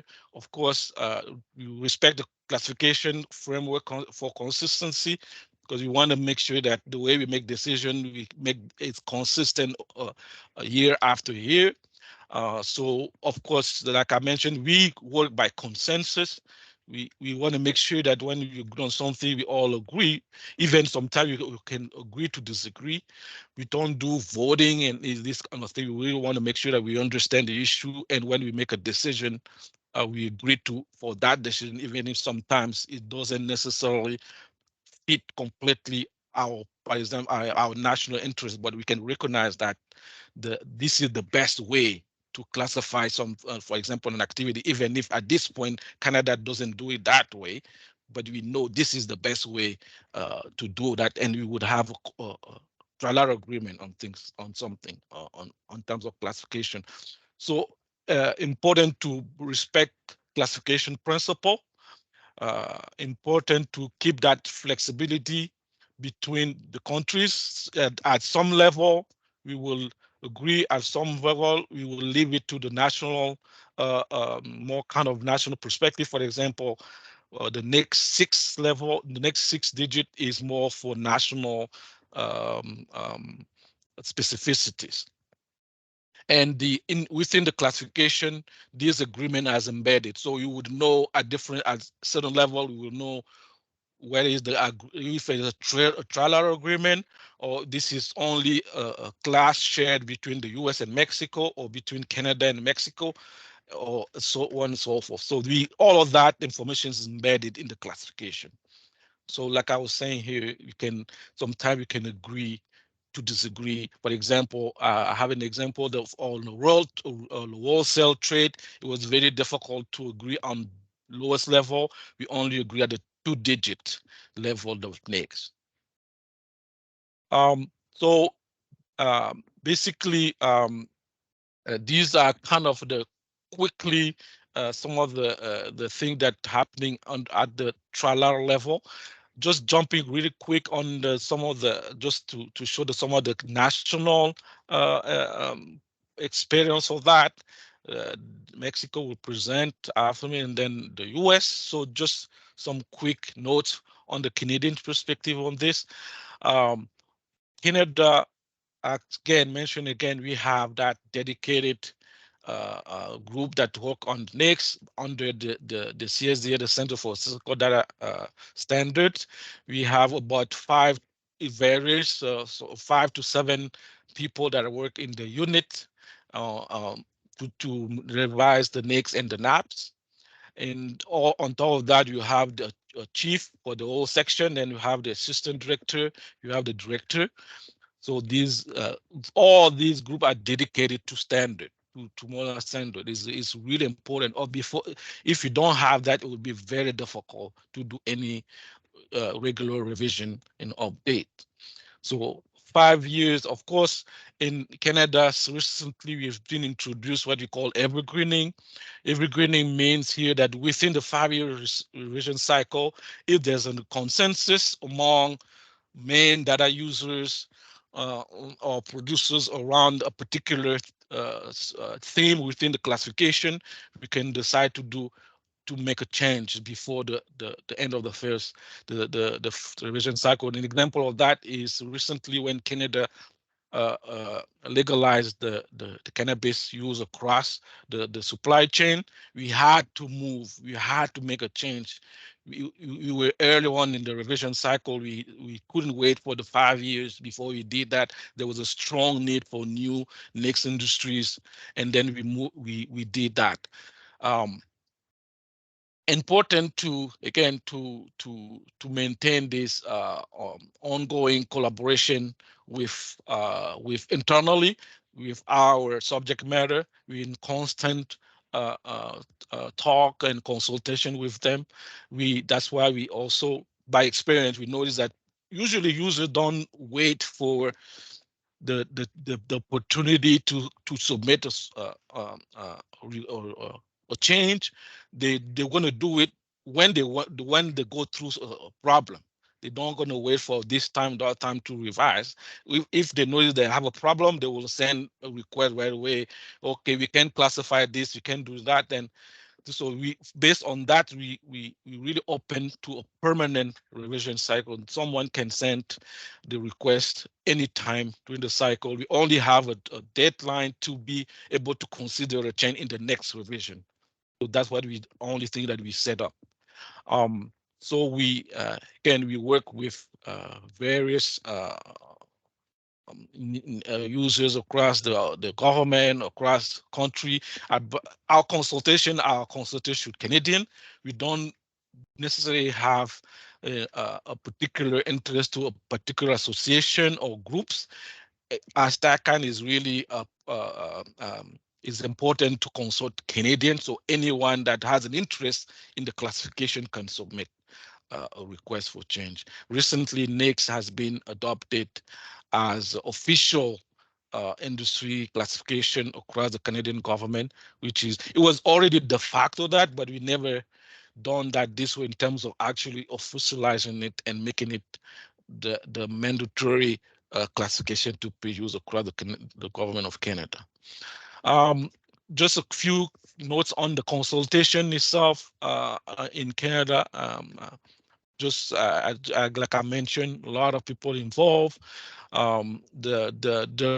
have a process where whatever we receive on consultation, that's where we always go to the trilateral committee.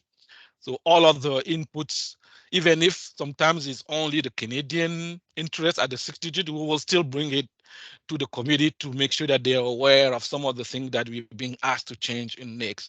So that link between the trilateral steering committee is permanent, is important. Even when we have to do, for example, ruling requests between versions, something is not clear, someone wants to know which activities classified next, we will refer back the question to the committee to make sure that we all aware what are some of the things that the users wants to know. So we have a centralized agency. It's different than US. As you will see, it's important that we maintain this relationship with our internally a subject matter, also outside with all of the linkage between, because we use the linkage already established between the statistical programs with, for example, associations. We don't recreate those things. We kind of follow through this thing to be able to consult. If we need to talk about something specific to a particular association, we will go there through our statistical program to be able to get the feedback from these particular interests in the NAICS. So again, I mentioned permanent process. We have, when we do consultation, we put out guidelines how people should be submitting information for us to consider. We also inform people of those changing around different media. We use of course, our website, but we go on different also platform, LinkedIn, Reddit, and all the social media to promote the consultations. So we have a steering committee at StatCan that oversees all the standard. One particular is called the steering committee on that cover all the economic standards, overseeing the NAICS as well. This is also part of the governance, and that committee also definitely relate to the trilateral steering committee because this is where we make most of the first decision on the trilateral agreement, and then really they would be endorsed by this committee. And if there are contentious, then we will circle back to the trilateral committee if there's something. But this is something that we haven't really experienced before. The flow of responsibilities has been smooth over the years. That's it pretty much what I want to mention. Thank you again, and I will give the floor to my colleague from Mexico to talk about the Mexican experience within the committee. So Gerardo, let me just stop my. Sorry, Gerardo. Chat. Yes, Gerardo. Just please do not forget, and also for Vincent, and not to forget that we should keep some time also for a question and for the other presentation. Sorry for interrupting you. No problem. Thank you. Thank you for reminding us about that. Claude, let me show now my presentation in the mode of presentation.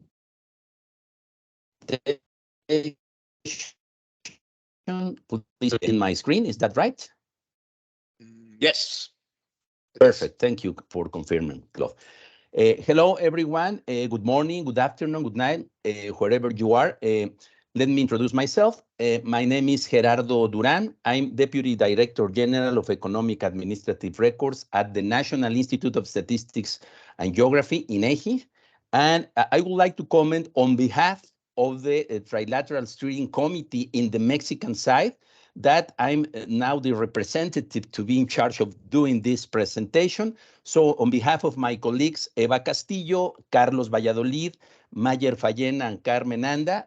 Also, they are with us in this meeting. Thank you very much, everyone, for be part of this Trilateral Steering Committee. Well, rapidly, let me show the outline that I would like to cover in this presentation. I will talk about the Sistema de Clasificación Industrial de América del Norte, is the North American Industry Classification System, is the name in Spanish. The cycle to update the economic statistics produced by INEGI. INEGI is the acronym of the institute in charge of statistics and geography in my country, in Mexico. And finally, I would like to talk about the experience that we have in applying the NAICS in the National System of Statistical and Geographic Information. We can consider this outline as the main takeaways as we have as part of this collaboration with Canada and the United States. So let me start referring to the case of the updating of the NAICS itself.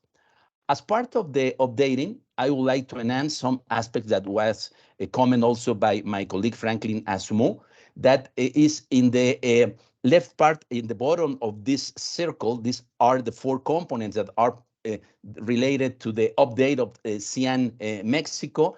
We discuss in a continuous manner with Canada and the US for receiving the input, insights, and in the trilateral considerations.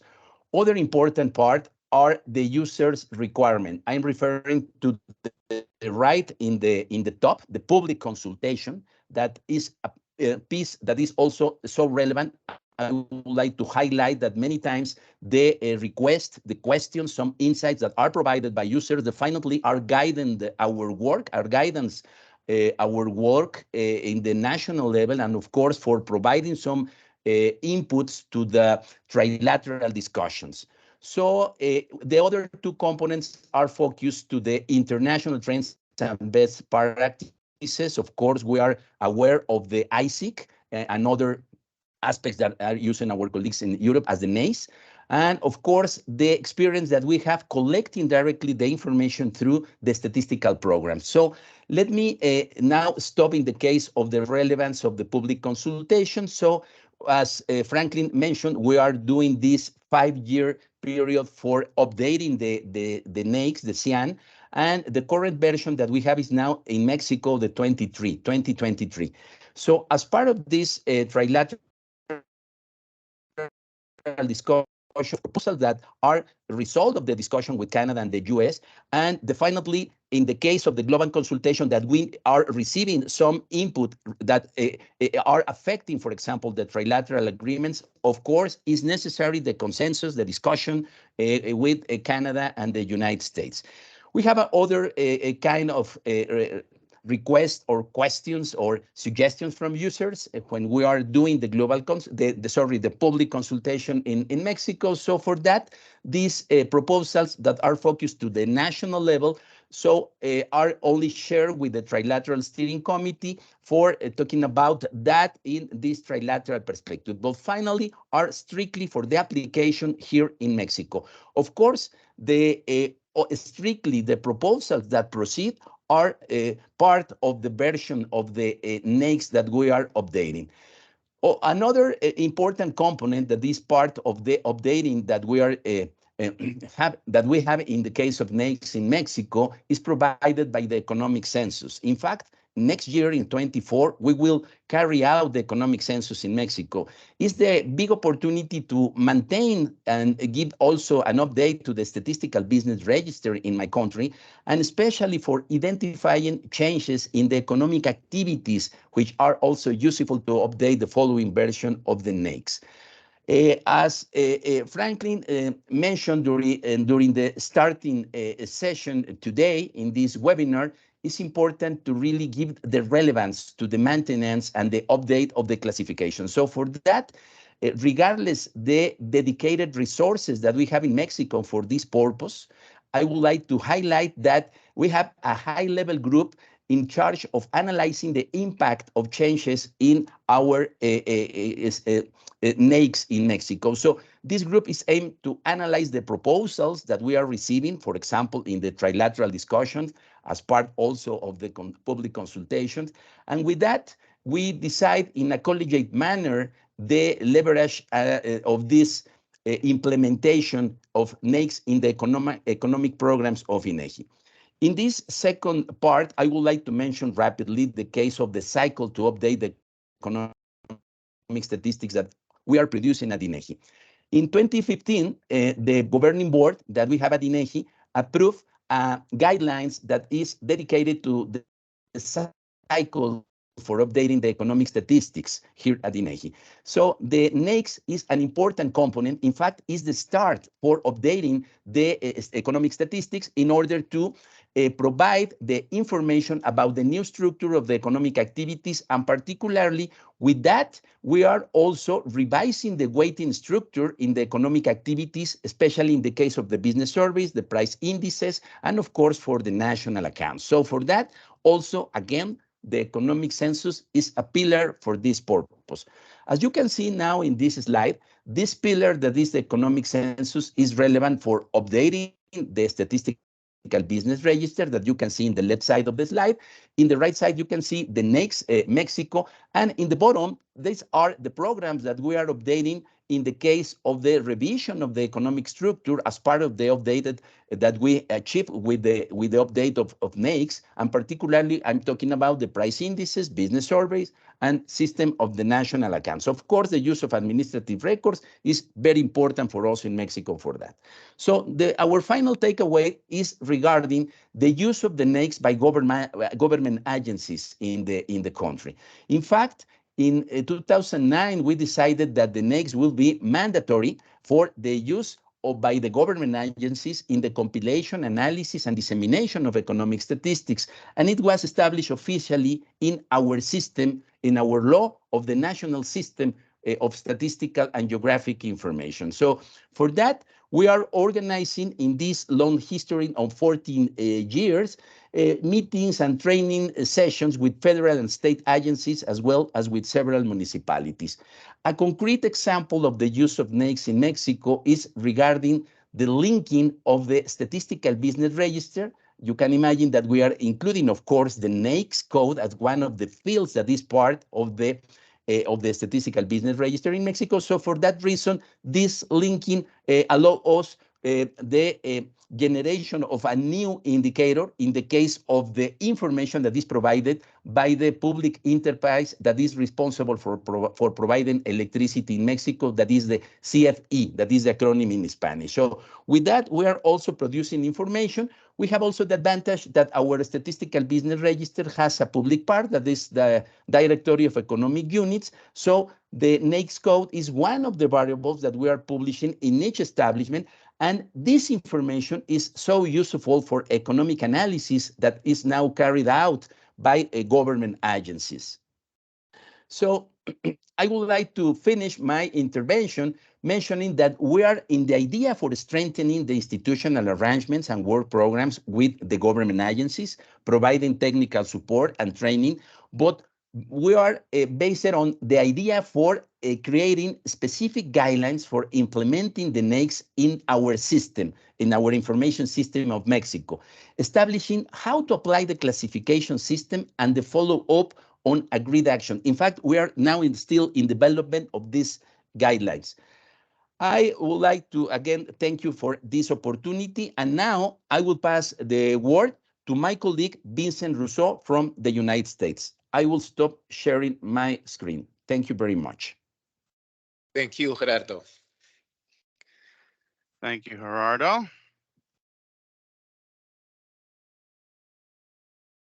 Let me.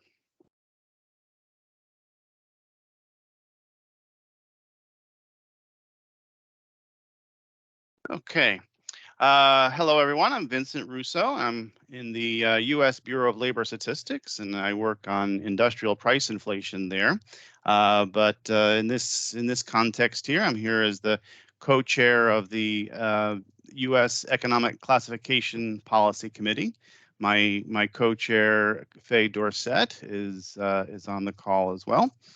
I'm going to skip this slide here and get right into the content. I'll go over a little bit of the the U.S. Governance of statistical classifications. In contrast to Canada and Mexico, the U.S. has a very decentralized statistical system. So there's no single national statistical office in the U.S. In fact, it's spread across 13 different principal statistical agencies, like the Bureau of Labor Statistics, where I am, the Census Bureau, the Bureau of Economic Analysis, and many others in different federal departments. So across the government, there are over 100 federal programs that are involved in producing official statistics. So to organize all this, the Office of the President has set up, through the Office of Management and Budget, a system for coordinating the U.S. statistical system. The Office of Management and Budget establishes the statistical policies and the standards that are used throughout the government.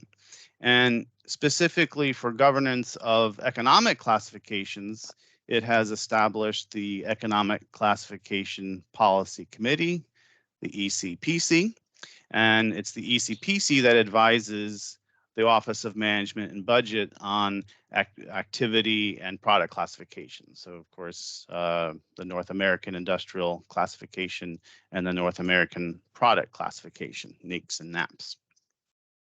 So in the end, it's the Office of Management and Budget that has final authority on classifications, and the ECPC advises.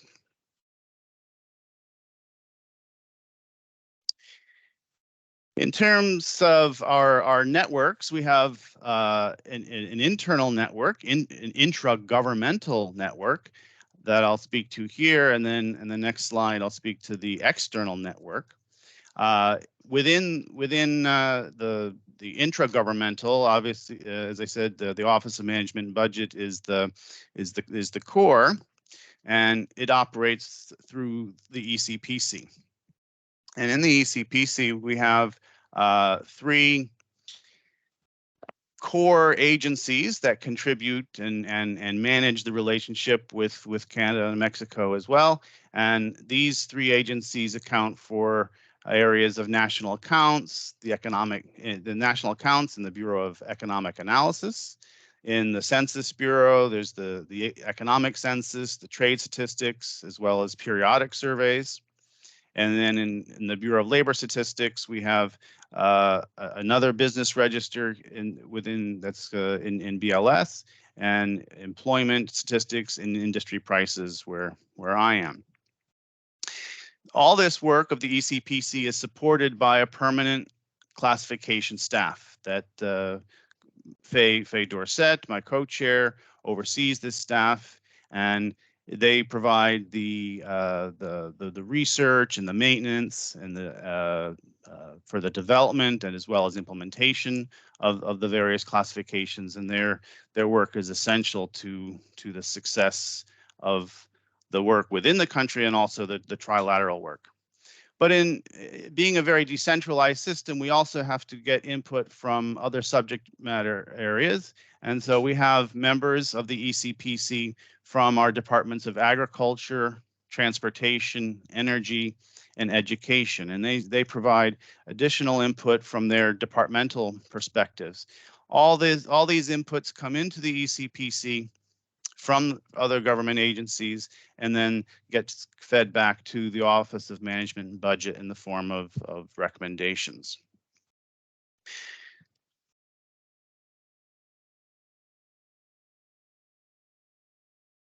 In terms of the external method, so this is more of the public-facing aspect of our engagement.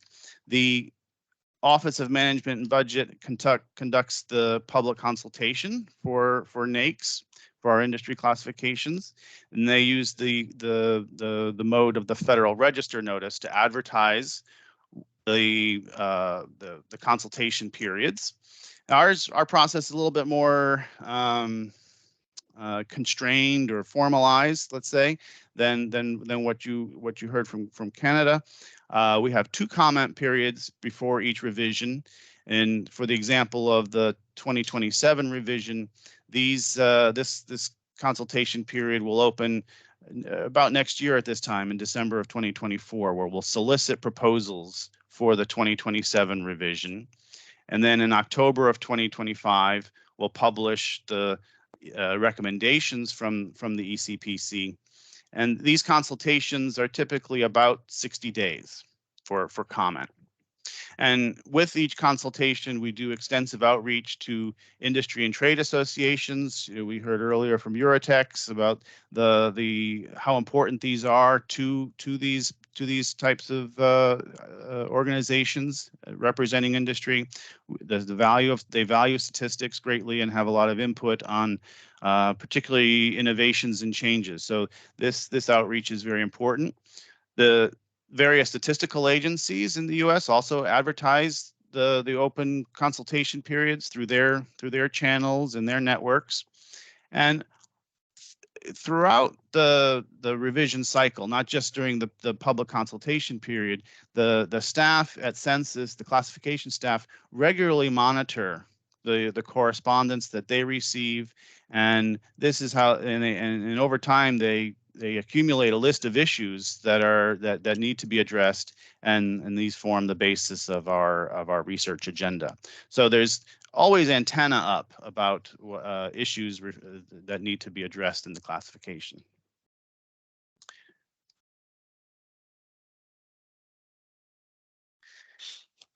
And then finally, a few notes about the development and implementation processes in the U.S.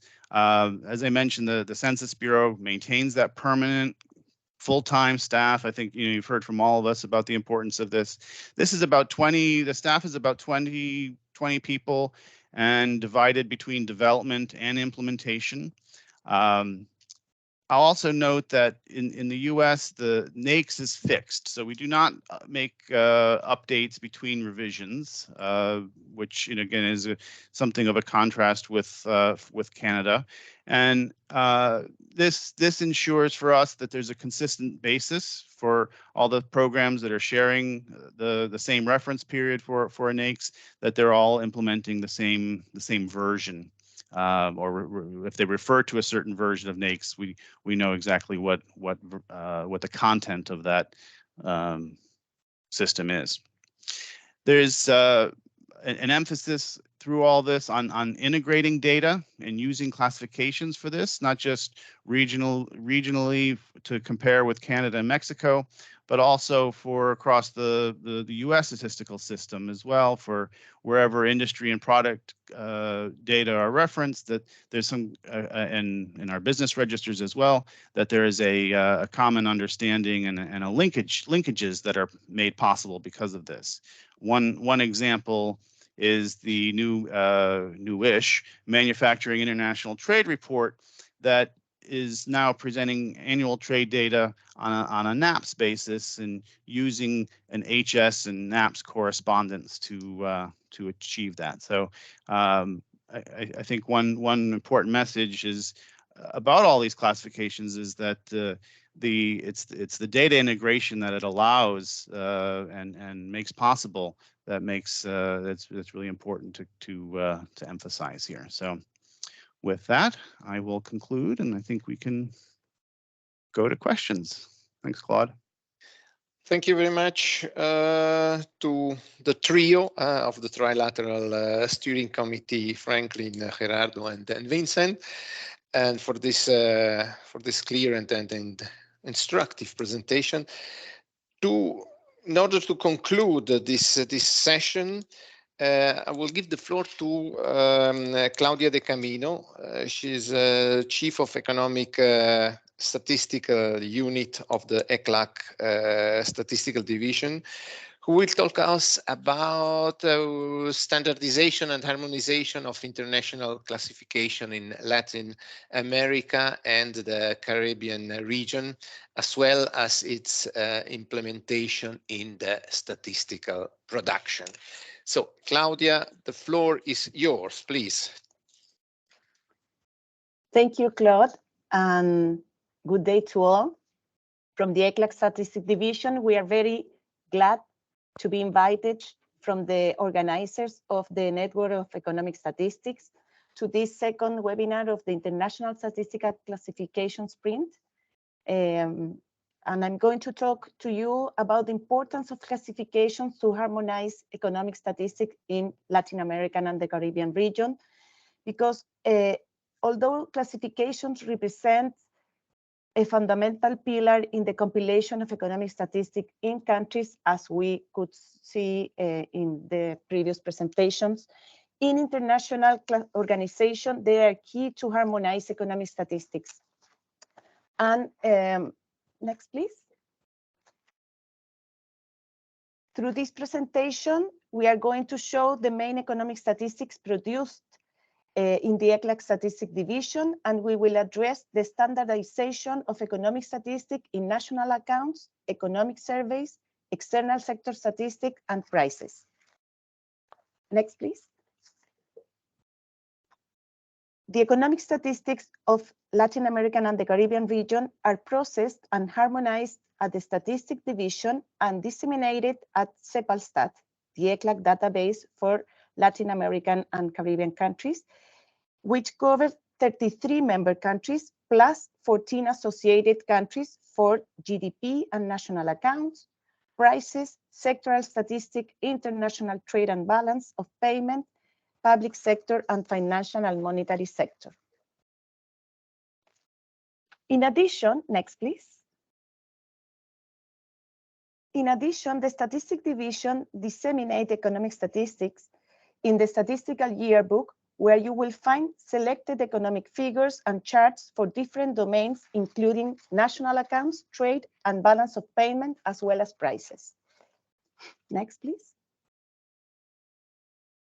Going to national accounts with more details, the Statistics Division standardized the national account series published by the countries of LAC region and disseminates these figures in CEPALSTAT, Statistical Yearbook, another flagship of ECLAC, as well as in documents with reports on metadata of the national accounts information of countries, and where it explains the methodology used by the ECLAC in the harmonization process of this information. The coverage period for national account series is 1950 to 2023, which implies splicing the available historical series with the challenges that this implies in terms of changes in the base years as well as in the different classification used. Data series are disseminated in national currency, in US dollars, and in purchasing power parities for the reference years of the International Comparison Program 2011, 2017, and we are working on the 2021 results. The data is available in annual and quarterly basis for current and constant values, and all LAC series are standardized using 2018 as the reference year for the LAC economic series. National accounts are disseminated by the expenditure and production approach, depending on the country availability. And figures are disseminated at total level, but also per capita. And we have recently incorporated national accounts by subnational areas for 10 countries in national and dollar term, national currency and dollar terms for total and per capita level for 9 activities. Next, please. In the process of harmonization of national account statistical series, we use the International Standard Industrial Classification versions 3.1 and the version 4, and we are incorporating the exchange of statistical data metadata code in all new databases that we are developing. Next, please.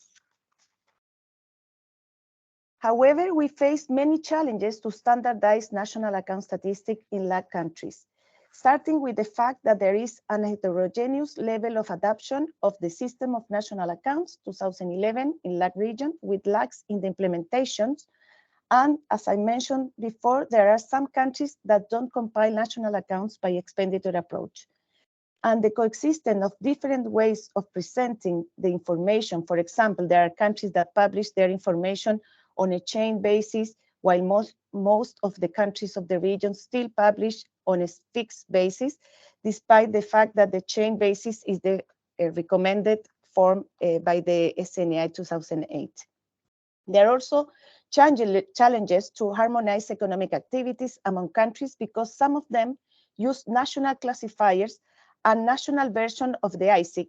For example, Brazil uses the National Classification of Economic Activities, and Mexico, as my colleague Gerardo showed, uses the North American Industrial Classification System.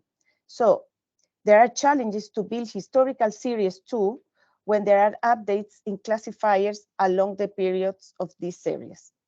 Additionally to all these factors, there are challenges to harmonize historical series due to extreme change in national currencies and or in exchange rates, in particular in periods of hyperinflation. Next, please. One of our recent developments is the creation of a micro-database of economic surveys to produce regional intermediate indicators by detailed economic activity. And this is also useful to promote the use of basic statistics in economics. To begin with the development of this database, we conducted the research on the availability of economic surveys in the region, and we found that there were available economic surveys for manufacturing, commerce, tourism, services, construction, agriculture. After developing the manufacturing micro database, we have focused on the service activities. We started with manufacturing sectors where 10 countries had this information available and which represent 78% of the total regional value added for manufacturing according to the national accounts figures. Next, please.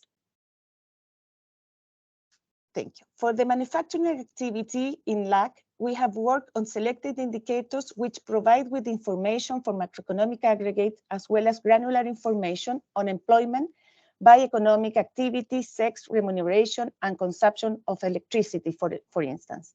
However, the potential of information found in economic surveys is vast as it allows us not only the analysis of the production process in economic terms, but also with the gender, social, and environmental approach. Next, please. The classification used in the process of standardization of economic surveys are the International Recommendation for Industrial Statistics, 2008, and the International Standard Industrial Classification Revision 4. And we have also used the Statistical Data Metadata Exchange to coding all the variables in this database. So in this way, we can facilitate the exchange of information with other, the interoperability of the system, the database. In the process, next please. In the process of generating the database on economic surveys, it's key to work on the correlation of the microdata with the correspondent classifier. And in some cases, we had to deal with non-unique correlations between microdata and classifiers. So we have to go back to country teams and discuss with them the best approach in each case. Next, please. Moving to the external sector statistic, at ECLAC, we disseminate information on export of goods, FOB, and import CIF and FOB for the period 1962 to 2021 in annual basis and in quarterly basis, depending on the availability in country data in the case of until 2023. This information is published in dollar terms under SITC Revision 1 and 4, and for broad economic classification using as sources of information, Comtrade, and official data for country in the case of balance of payment statistics. Next, please. For trading services, we disseminate information on credits and debits of services in dollars and in annual and quarterly basis. The classification used is extended balance of payments categories, And the sources of information are Comtrade and the official data on balance of payment for LAC countries. Next, please.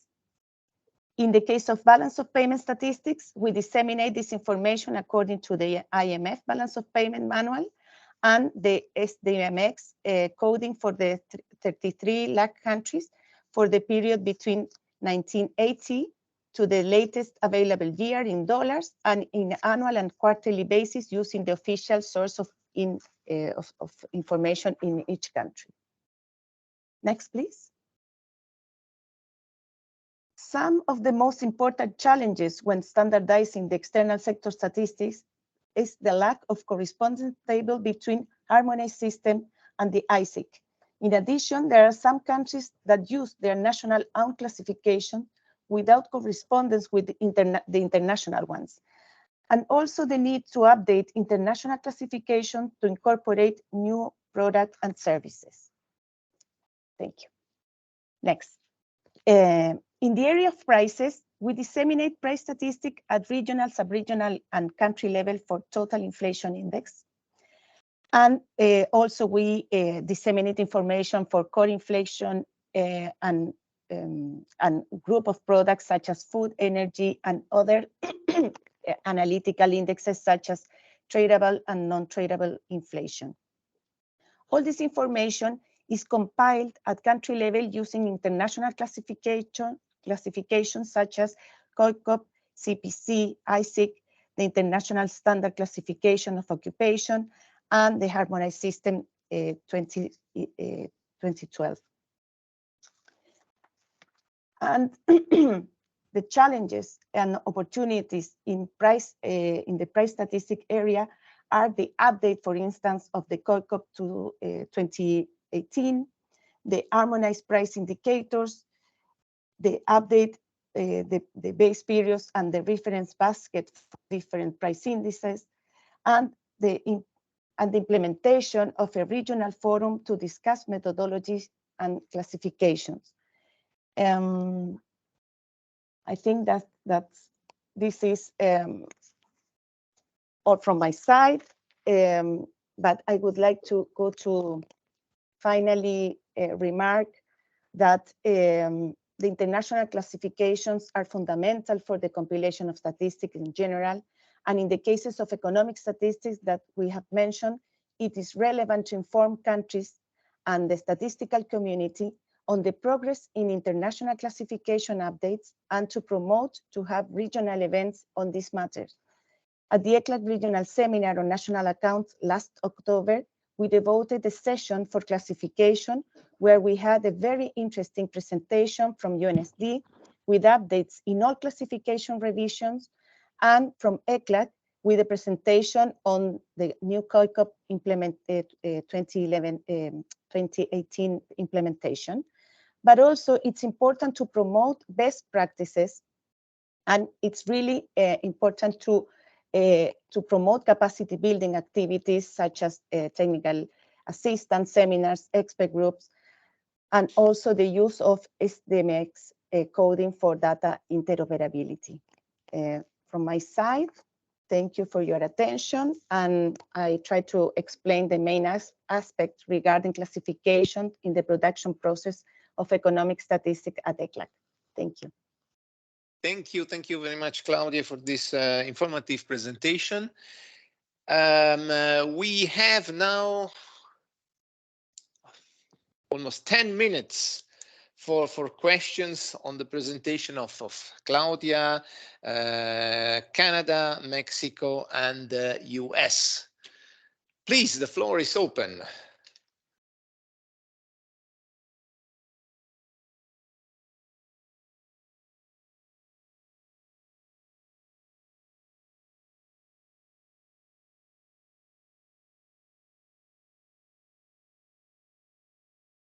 Don't be shy.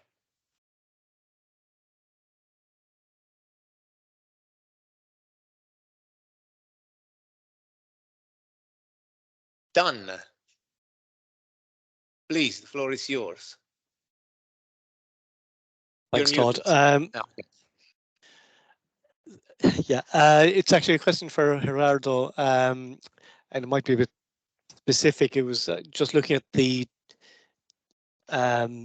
DENU system, or the Directory of Economic Units, and that's publicly available, and it provides information on every enterprise and local unit and the SCIAN classification to which they're assigned. Is that correct, Gerardo?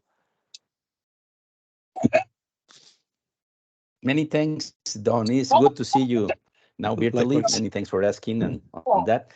Yes, in fact, our National Director of Economic Units, as I mentioned, is the public part that we publish of the Statistical Business Register of Mexico. So as part of this publication that we have of this DENUE is the acronym in Spanish, we are including 22 variables that are oriented. I think that is an open microphone that is. Please,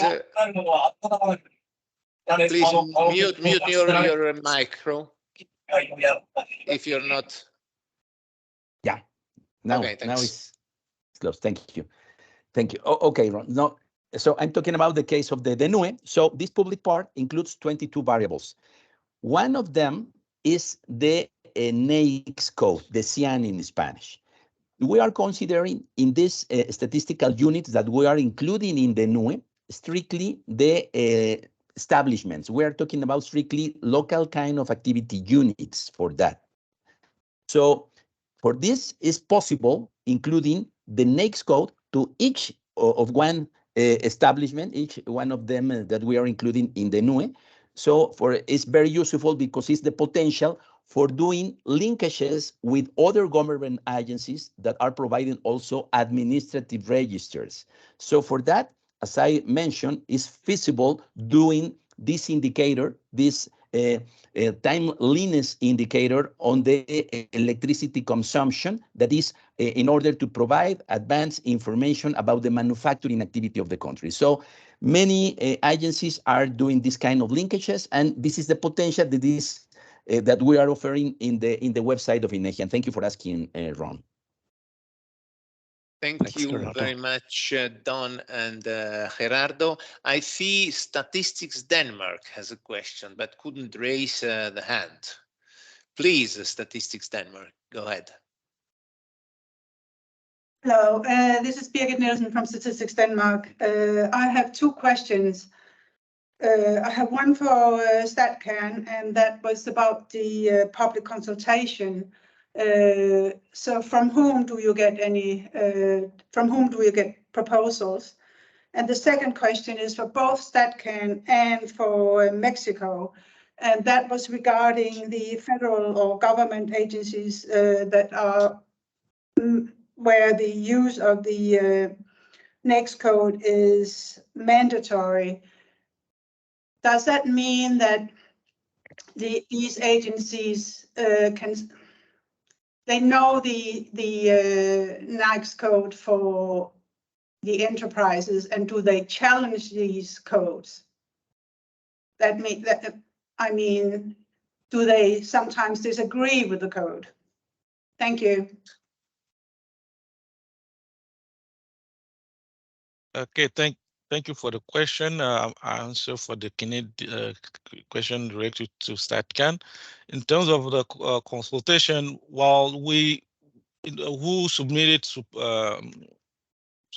request for changes, it could be anyone, but in general, yeah, the main users of NAICS, it could, you have like a government department, the provincial departments as well, industries, associations, sometimes also like academics. We had mostly would be the users, and of course sometimes would be directly from companies, because again a lot of time because they are being coded somehow for example, in an administrative process, they ask for a grant or whatever, and then they realize that they're coding a certain way.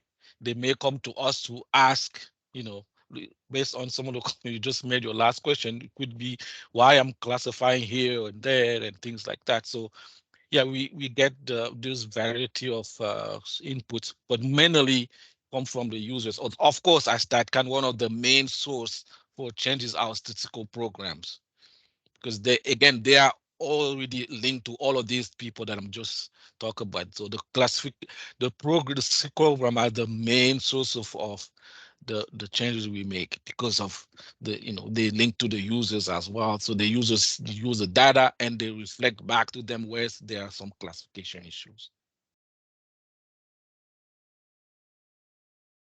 Yeah, I would like to mention in the case of Mexico rapidly that as a result of the public consultation that we have in INEGI, we are publishing in the website. In fact, we have a dedicated website for the national system of statistics and geographic information in the country. Through this website, we are including also each 5 years this public consultation.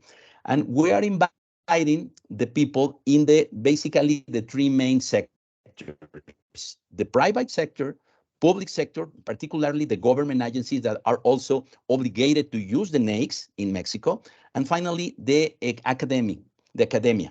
So with this perspective, we have a whole considerations in the case of receiving the comments, insights for updating the NAICS. So this is basically the case of the activity that we are doing each 5 years during the public consultation. And in the case of the mandatory, I would like to highlight that is strictly focused to the government agencies that are part of the units, state units. We recognize these government agencies as state units in our law in Mexico. So the mandatory characteristic of the NAICS is strictly focused to the public and to the government agencies, the three levels of government: federal, state, and municipalities. But when we are doing public consultation, definitely we are considering as a whole all the users in the three main sectors that I pointed out. Academia. Thank you. Thank you. I would just add very quickly that I think it's important to note too that we're very clear in the U.S. that NAICS, the industry classification is for statistical purposes. So while units may have an interest in being classified in one way or the other because of various advantages or disadvantages that come from how programs are administered or how insurance rates are set and risk is assessed and so forth, none of those things have bearing in how the classification is developed. So I think that's an important aspect, which may be something that Statistics Denmark was getting at with your question there. I'll just add briefly that the administrative use of the Danish version of the NAICS causes enterprises to contact us in order to get a change, because the banks don't like the code they have, the insurance don't like the code they have, the tax authority don't like the code they have. So I was just interested in knowing whether you had any sort of experience that way. Thank you. I think the problem mentioned by Birgit is a general problem we all have everywhere. Yeah.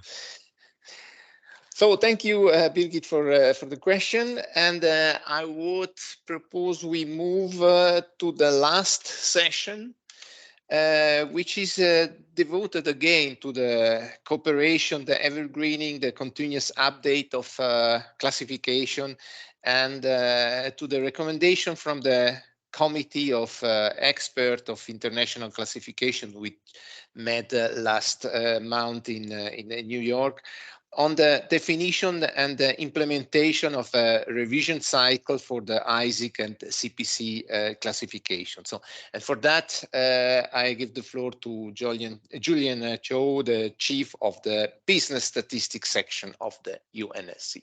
Please, Julian. Thank you, Claude. So in the earlier session of this webinar, we have see about the collaboration experience at the international and also the regional level on how to update the classification. And for this part of the session, this is more of a forward-looking session.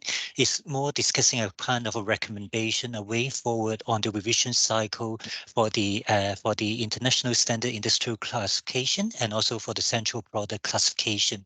So this is more based on the recommendation from the committee at the most recent meeting. And here I'll present the discussion and also the revision cycle survey that we have conducted this year in order to support the development of proposal in this regard. So here, the slide here is to show about the revision history of the ISIC, the International Standard Industrial Classification of all economic activities. Over the past 70 years, it has undergone about 6 revisions. And you can see that the time period during the revision cycle is fairly different. It is ranging from 6 years to 21 years. And the latest version of the ISIC was being adopted by the Commission in 2023, and this is the ISIC revision 5. So the next slide here is to show the revision history of the central product classification. It starts from the 1991, and during the over the past 35 years, it undertaken around 6 rounds of revision, and compared to the ISIC, the revision duration for each cycle is less than 10 years, ranging from 4 years to 9 years. So the context for discussing the revision cycle is also based on the research agenda for the Committee of Experts of the International Statistical Classification to explore the optimal timing on the revision cycle and whether maybe the revision cycle of the classification have to take into the alignment between the light classification and also the clarity of the scope. And also, as mentioned in the previous 2 slides, there's some inconsistency in the revision cycle on all major international classification on activity and product classification. And so it's one of the fundamental drivers to explore the optimal timing of the revision cycle of the activity and the product classification and also for their alignment. So for the Statistical Commission at the recent session in 2023, they request the committee to formulate a proposal for a regular revision cycle for the ISIC and the CPC. As a result of the request, and UNSD also administer a survey that is being sent to the National Statistical Office to explore the issue about the revision cycle. This is being sent in September 2023, and we have received 96 response, and whereas 97% is from the National Statistical Office and 3% is from the regional organization. And you can see the breakdown here is fairly balanced. We have fairly balanced response from each region and from all of the major region in the world. So for the next few minutes, I'm going to present maybe some of the initial results for the revision cycle survey. And we have a question to ask: what are the major classification of industrial activity used in your country? So the majority of the countries is mainly the industrial classification is the adaptation of either the ISIC or maybe the regional version of the ISIC, for example, the North American International Classification System, and also for the NAICS in Europe. We also have a question to ask whether they have a regular revision cycle for the national industrial classification, where 32% have yes and 68% of no. But one of the main factors to prompt the revision of the classification is the revision of the international standard. So it's mainly if there's a revision at the international level, the country will follow maybe the process at the international level in order to update the classification. So this is one of the major influence, maybe also from this question. For those countries who have indicated a revision cycle on the industrial classification, we have also asked a question about what is the duration of the revision cycle, and majority of the countries is to have a regular revision cycle from 1 to 5 years, which is composed is about 75% of the response. And also this question is about, is the revision cycle of the national industrial classification is linked to the revision of the any regional of international classification, and majority of the response is mentioned, and this is either linked to the international revision process or the regional update of the classification. And if the country have started to embark on the revision cycle, how long does it generally take in order to complete the revision? So again, here the majority country is 1 to 5 years, and even maybe there's about 16% of country mentioning is once the revision cycle process start, it is being completed in less than a year. We have also undertaken a similar survey for the product classification, and because of the time, I'm not going to go through all the results of the question, but the response is similar, and where I'm going to summarize. In my last slide here is mentioned, it's around 32% of the country have a regular revision cycle for the national industry and product classification. Majority indicated the main factor driving the revision is the revision of the international standard and classification. So most respondents with a regular revision cycle looked at 1 to 5 year cycle for the industrial activity classification and 1 to 3 year cycle for the product classification.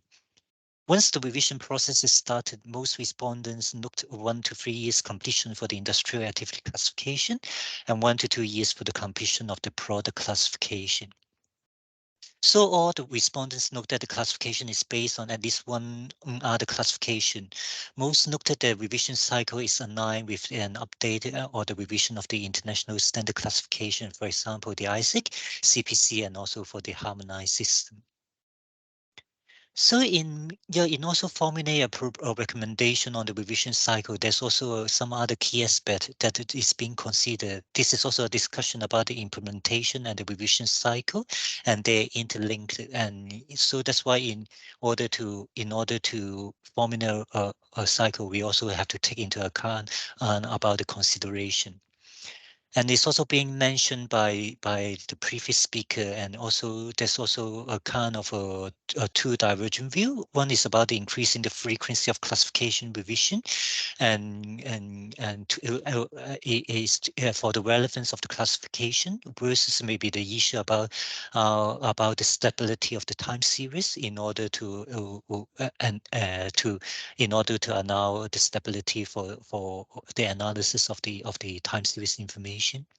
And also the issue about the evergreening of the revision process to ensure the classification reflect the reality versus about the issue about the resources and also the capacity issue. And finally, also the issue is about there's also a call to make the revision process more transparent and also predictable. So in this sense, when country they will want to update, they also have a milestone and also the timetable and also a kind of a schedule in order to follow. So again, in the committee, and also there's also a lengthy discussion about the revision cycle in the end, and then based on the discussion and also in the essence, the committee at the meeting, they recommend a 5-year revision cycle for the ISIC and the CPC in order to expedite the formation of the statistical response to the emerging social and economic and environmental circumstances in a short time frame. And also the committee also looked at the revision cycle of the ISIC and the CPC may also take into account of the following consideration: the alignment for the update of the macroeconomic standard, for example, the system of the national account, and also other macroeconomic standard as appropriate. And this is also an important element. And also for the product classification, the alignment with the harmonized system, they also have a regular revision cycle for 5 years as appropriate. So as for the next step, and the recommendation for the committee on the revision cycle will be brought forward to the UN Commission at the next session and then for discussion. And also for the committee, there's also the establishment of a standing task team on ISIC and the CPC in order to support the regular revision for the ISIC and CPC, and also to formulate the proposal for the revision cycle. And also the committee that passed the bureau and also the standing task team time to further detail the planning of the revision cycle of the ISIC and CPC, for example, the milestone, the timetable, in order to implement the recommendation. So this is the end of my presentation to this of the recommendation. And thank you so much. I will pass back the time to the chair. Thank you very much, Julian, and thank you for this information, which is fundamental for the future of the statistical classification, at least for ISIC and CPC. Questions? Do you have questions to Julian?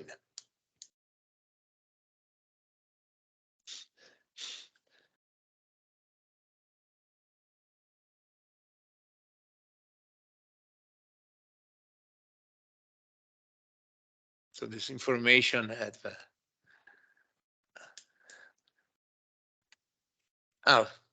Franklin, please. Yes. Yeah, thank you.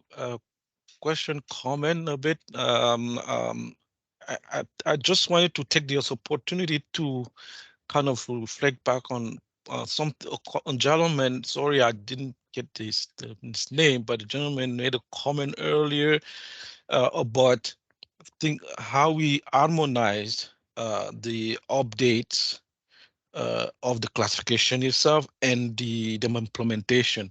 In terms of maybe in terms of the date, the revision cycle, even if Julian, can you mention some of the discussion he had around that? Because I think it would become interesting topic discussion to see how in the future, how we reflect on that, like how we align the revising classification and implementation. Because for what I'm hearing around is that one of the reasons we drag on the revising is because we harmonize implementation and the update itself.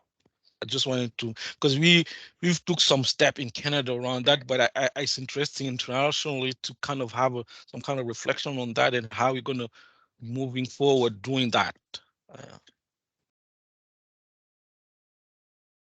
Julie.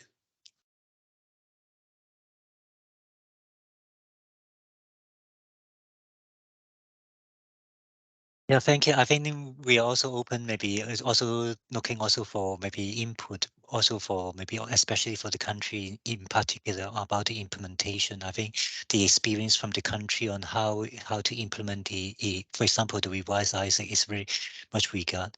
On one hand, I think is maybe this is also something that we are currently in discussing. We also recognize the need in order to support country in order to advance the implementation and also provide the capacity development and also the guidance in order to help country to uptake on the classification. This is on one regard.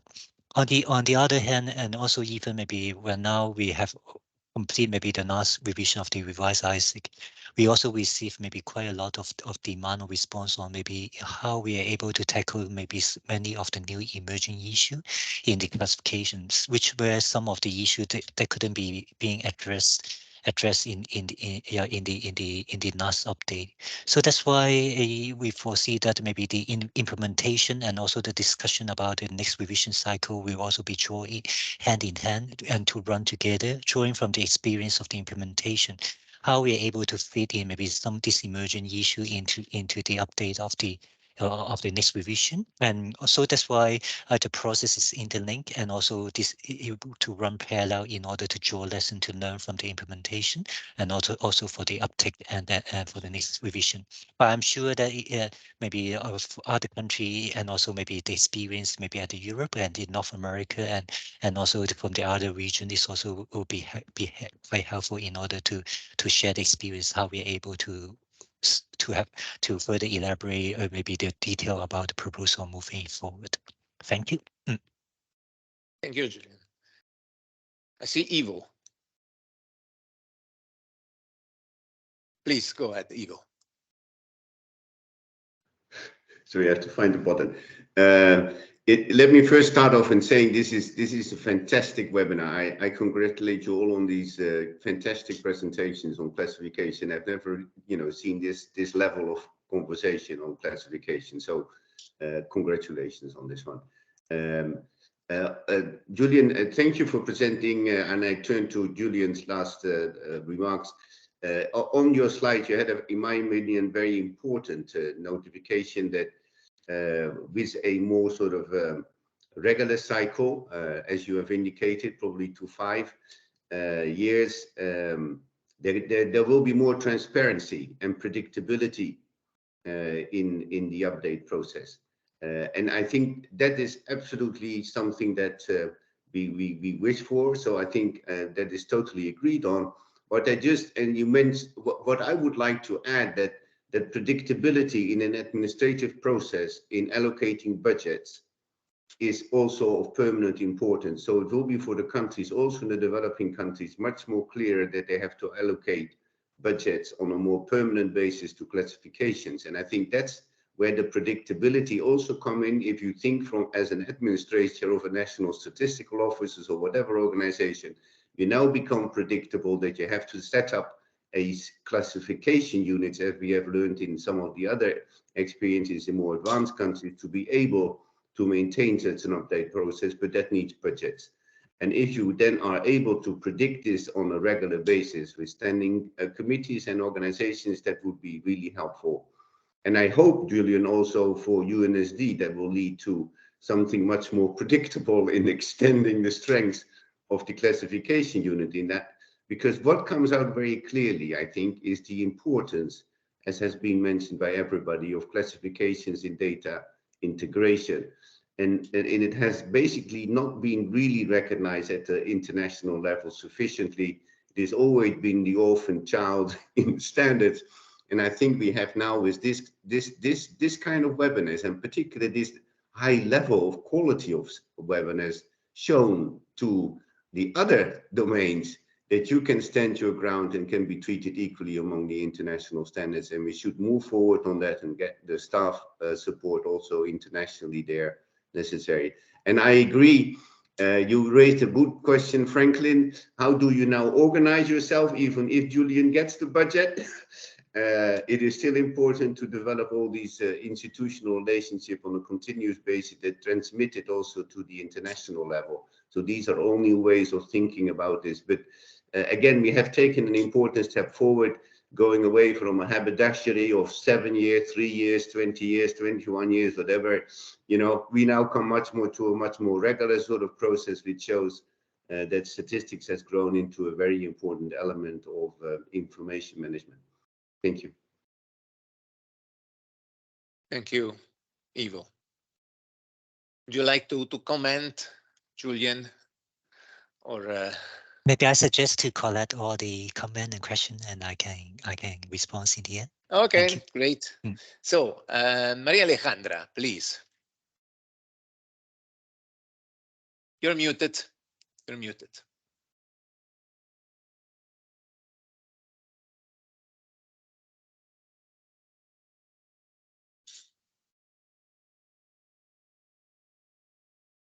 Okay, then I will ask Sanjeev. He asked for the floor. Please, Sanjeev. Just want to check, Claude. Can you hear me? Yes. Okay, excellent. I just wanted to sort of throw in something slightly different, but linked to obviously we talked about harmonization. I mean, there are certain industry product, some functional classifications that have a natural link. So that point has been made, myself and others. The two key points I wanted to say is there's a balance between the users and the users' needs and the suppliers of the data and how the suppliers exist. And we quite often in central banks and statistical offices, etc., are the producers in the middle. Now, the point I want to make is the world out there is changing. The business processes, the business functions, and the business structures are changing. So when you look at global value chains and national value chains, how businesses and their functions exist today are very different and are radically and quickly changing. And sometimes we need to think outside the box of our classifications to see the classification makes sense to us, but does it make sense for the data supplier, the respondent? because if it doesn't make sense to them, then our classification becomes a little bit outdated or irrelevant.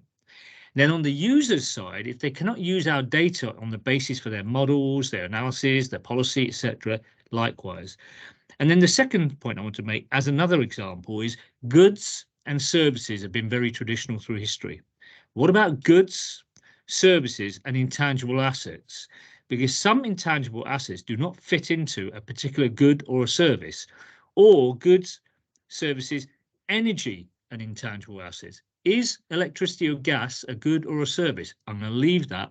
So my plea is, as we review the classifications and look at the updates, can we think about the world out there is changing? How relevant and how attuned are our classifications to what's going on? Thank you. Thank you, Sanjeev, for this interesting input. I propose we continue with the question. There are still 2 questions. We have 4 minutes or 5 minutes left.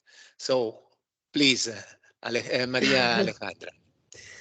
Thank you, Claude. I'm sorry, before I don't know what happened. I couldn't unmute myself, but now I'm fine. Thank you for this very interesting webinar. This is a question for Julian, especially. I was thinking, are there any planned activities of dissemination, this new classification with the countries? And if so, how are you thinking to generate capacities? Are there any activities to implement these classifications? Thank you. Thank you, Alejandra. There is a question I would like to ask Shippo Kokala. Sorry for the pronunciation. Maybe it's certainly not correct. To ask his question, and then we will respond to all the questions which have been asked. Please, Shippo Kokala. Good afternoon, good night in the other countries. I think, I don't know, I'm audible enough? Yeah. Am I audible enough? I just want to ask regarding certain activity. Since all the countries are being guided by ISIC, it's regarding the retail sale of mobile handset, airtime and SIM card on contract basis. Is it these other countries classifying this activity within telecommunication industry, or is it within the retail trade sale as agent? That's basically, that's my question. Thank you. Thank you. Julian, please, the floor is yours. Yeah, thank you so much for all the comment and question, and for you. Thank you. Yeah, we thank you, Ivo, for your intervention suggestion, and also, yeah, we also agree that the predictability about the classification revision process is quite important, and particularly the issue about the resources allocation in order how we are able to secure resources to invest in classification and then to move with the classification is really important. And in this regard, I also echo very much on your comment. And thank you also, Sanji, also for mentioning about the few issues that we need to consider to think outside the box when we are thinking about the classification revision. And yeah, we also echo, yeah, for the revision process, we have to ensure the relevance of the classification in order to ensure that the definition, the concept have to be aligned with the emerging new concept, with the emerging development in the current role, and in particular raise the goods and services and about the issue about the intangible assets, the knowledge information product, and this is also something that's being currently considered maybe for the revision process.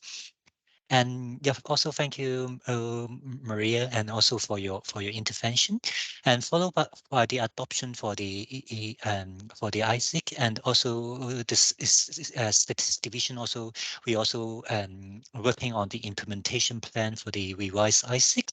and also to lay out about some of the strategy, the planning we are planning to go ahead in order to support country in implementing the classification. In this regard, we also very hoping we can also work together with you, ECLAC, if we want to support the country implementation at the region, in the ECLAC region. Perhaps we could organize a training workshop, and then how we're able to share the information on this. Maybe after the webinar, we could have further collaboration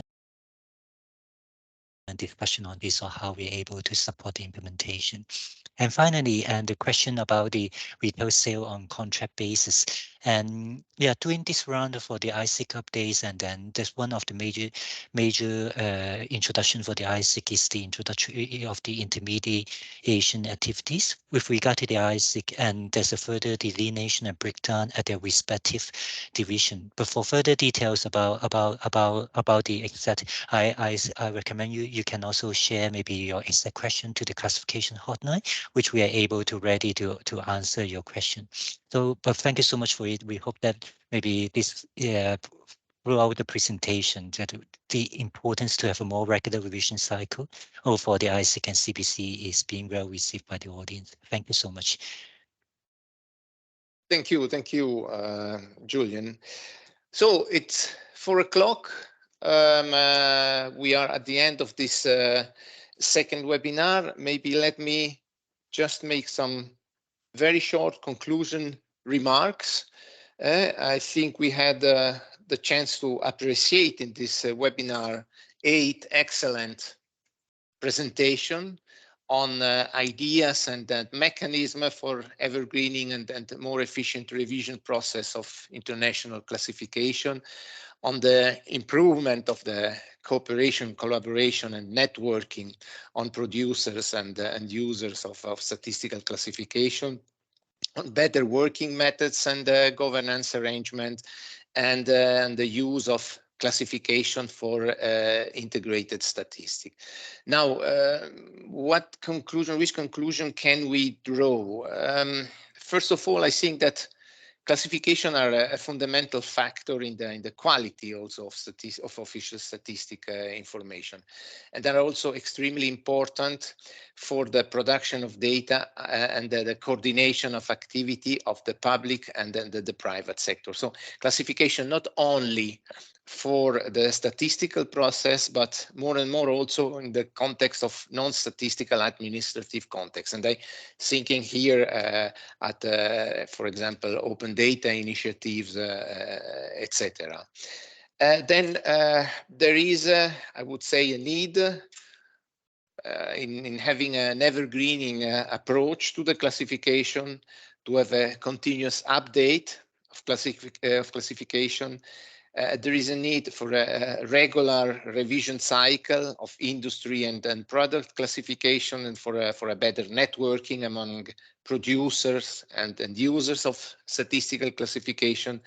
The Committee of Experts of International Classification proposed a revision cycle of 5 years for ISIC and CPC to ensure a more responsive statistical system that reflects in the classification the economic reality, the social reality, for better decision making.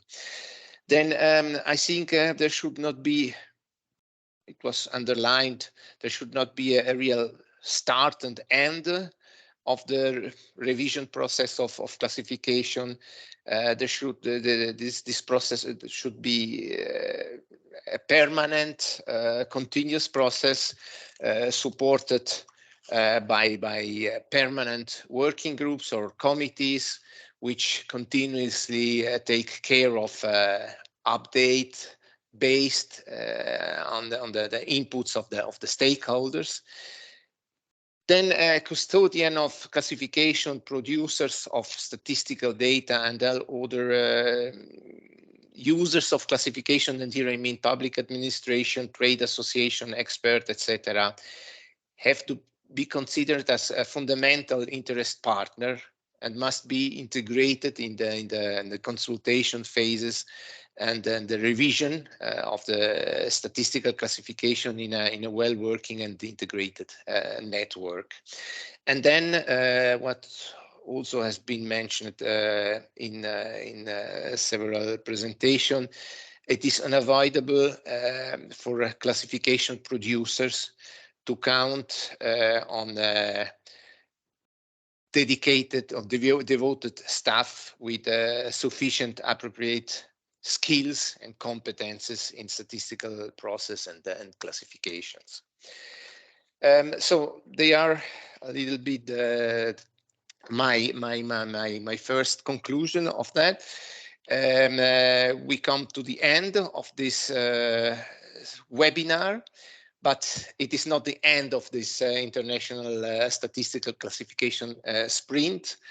Next January, on the 31st January of 2024, next year, we will meet again for the third webinar, which will be split into two parts. In the first part, we will explore the role of technology in making the process of classification more efficient with practical example from various national statistical office and the international organization.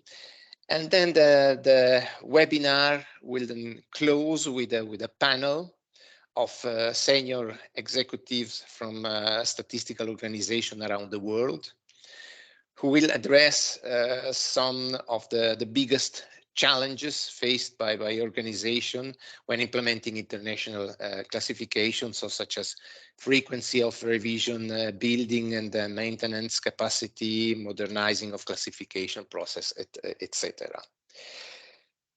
So with this, I would say I close this second webinar on statistical classification. I thank you all for your attention, for your great participation, and of course a special thanks to all presenters for their excellent presentation. So see you all in January next year for the third webinar, and all the best to all of you. Bye-bye. Ciao. Thank you. Bye. Thank you. Thank you, and Bye-bye. congratulations. Thank you. Bye. Ciao, ciao. Thank you. Bye. Bye. Thank you. Ciao.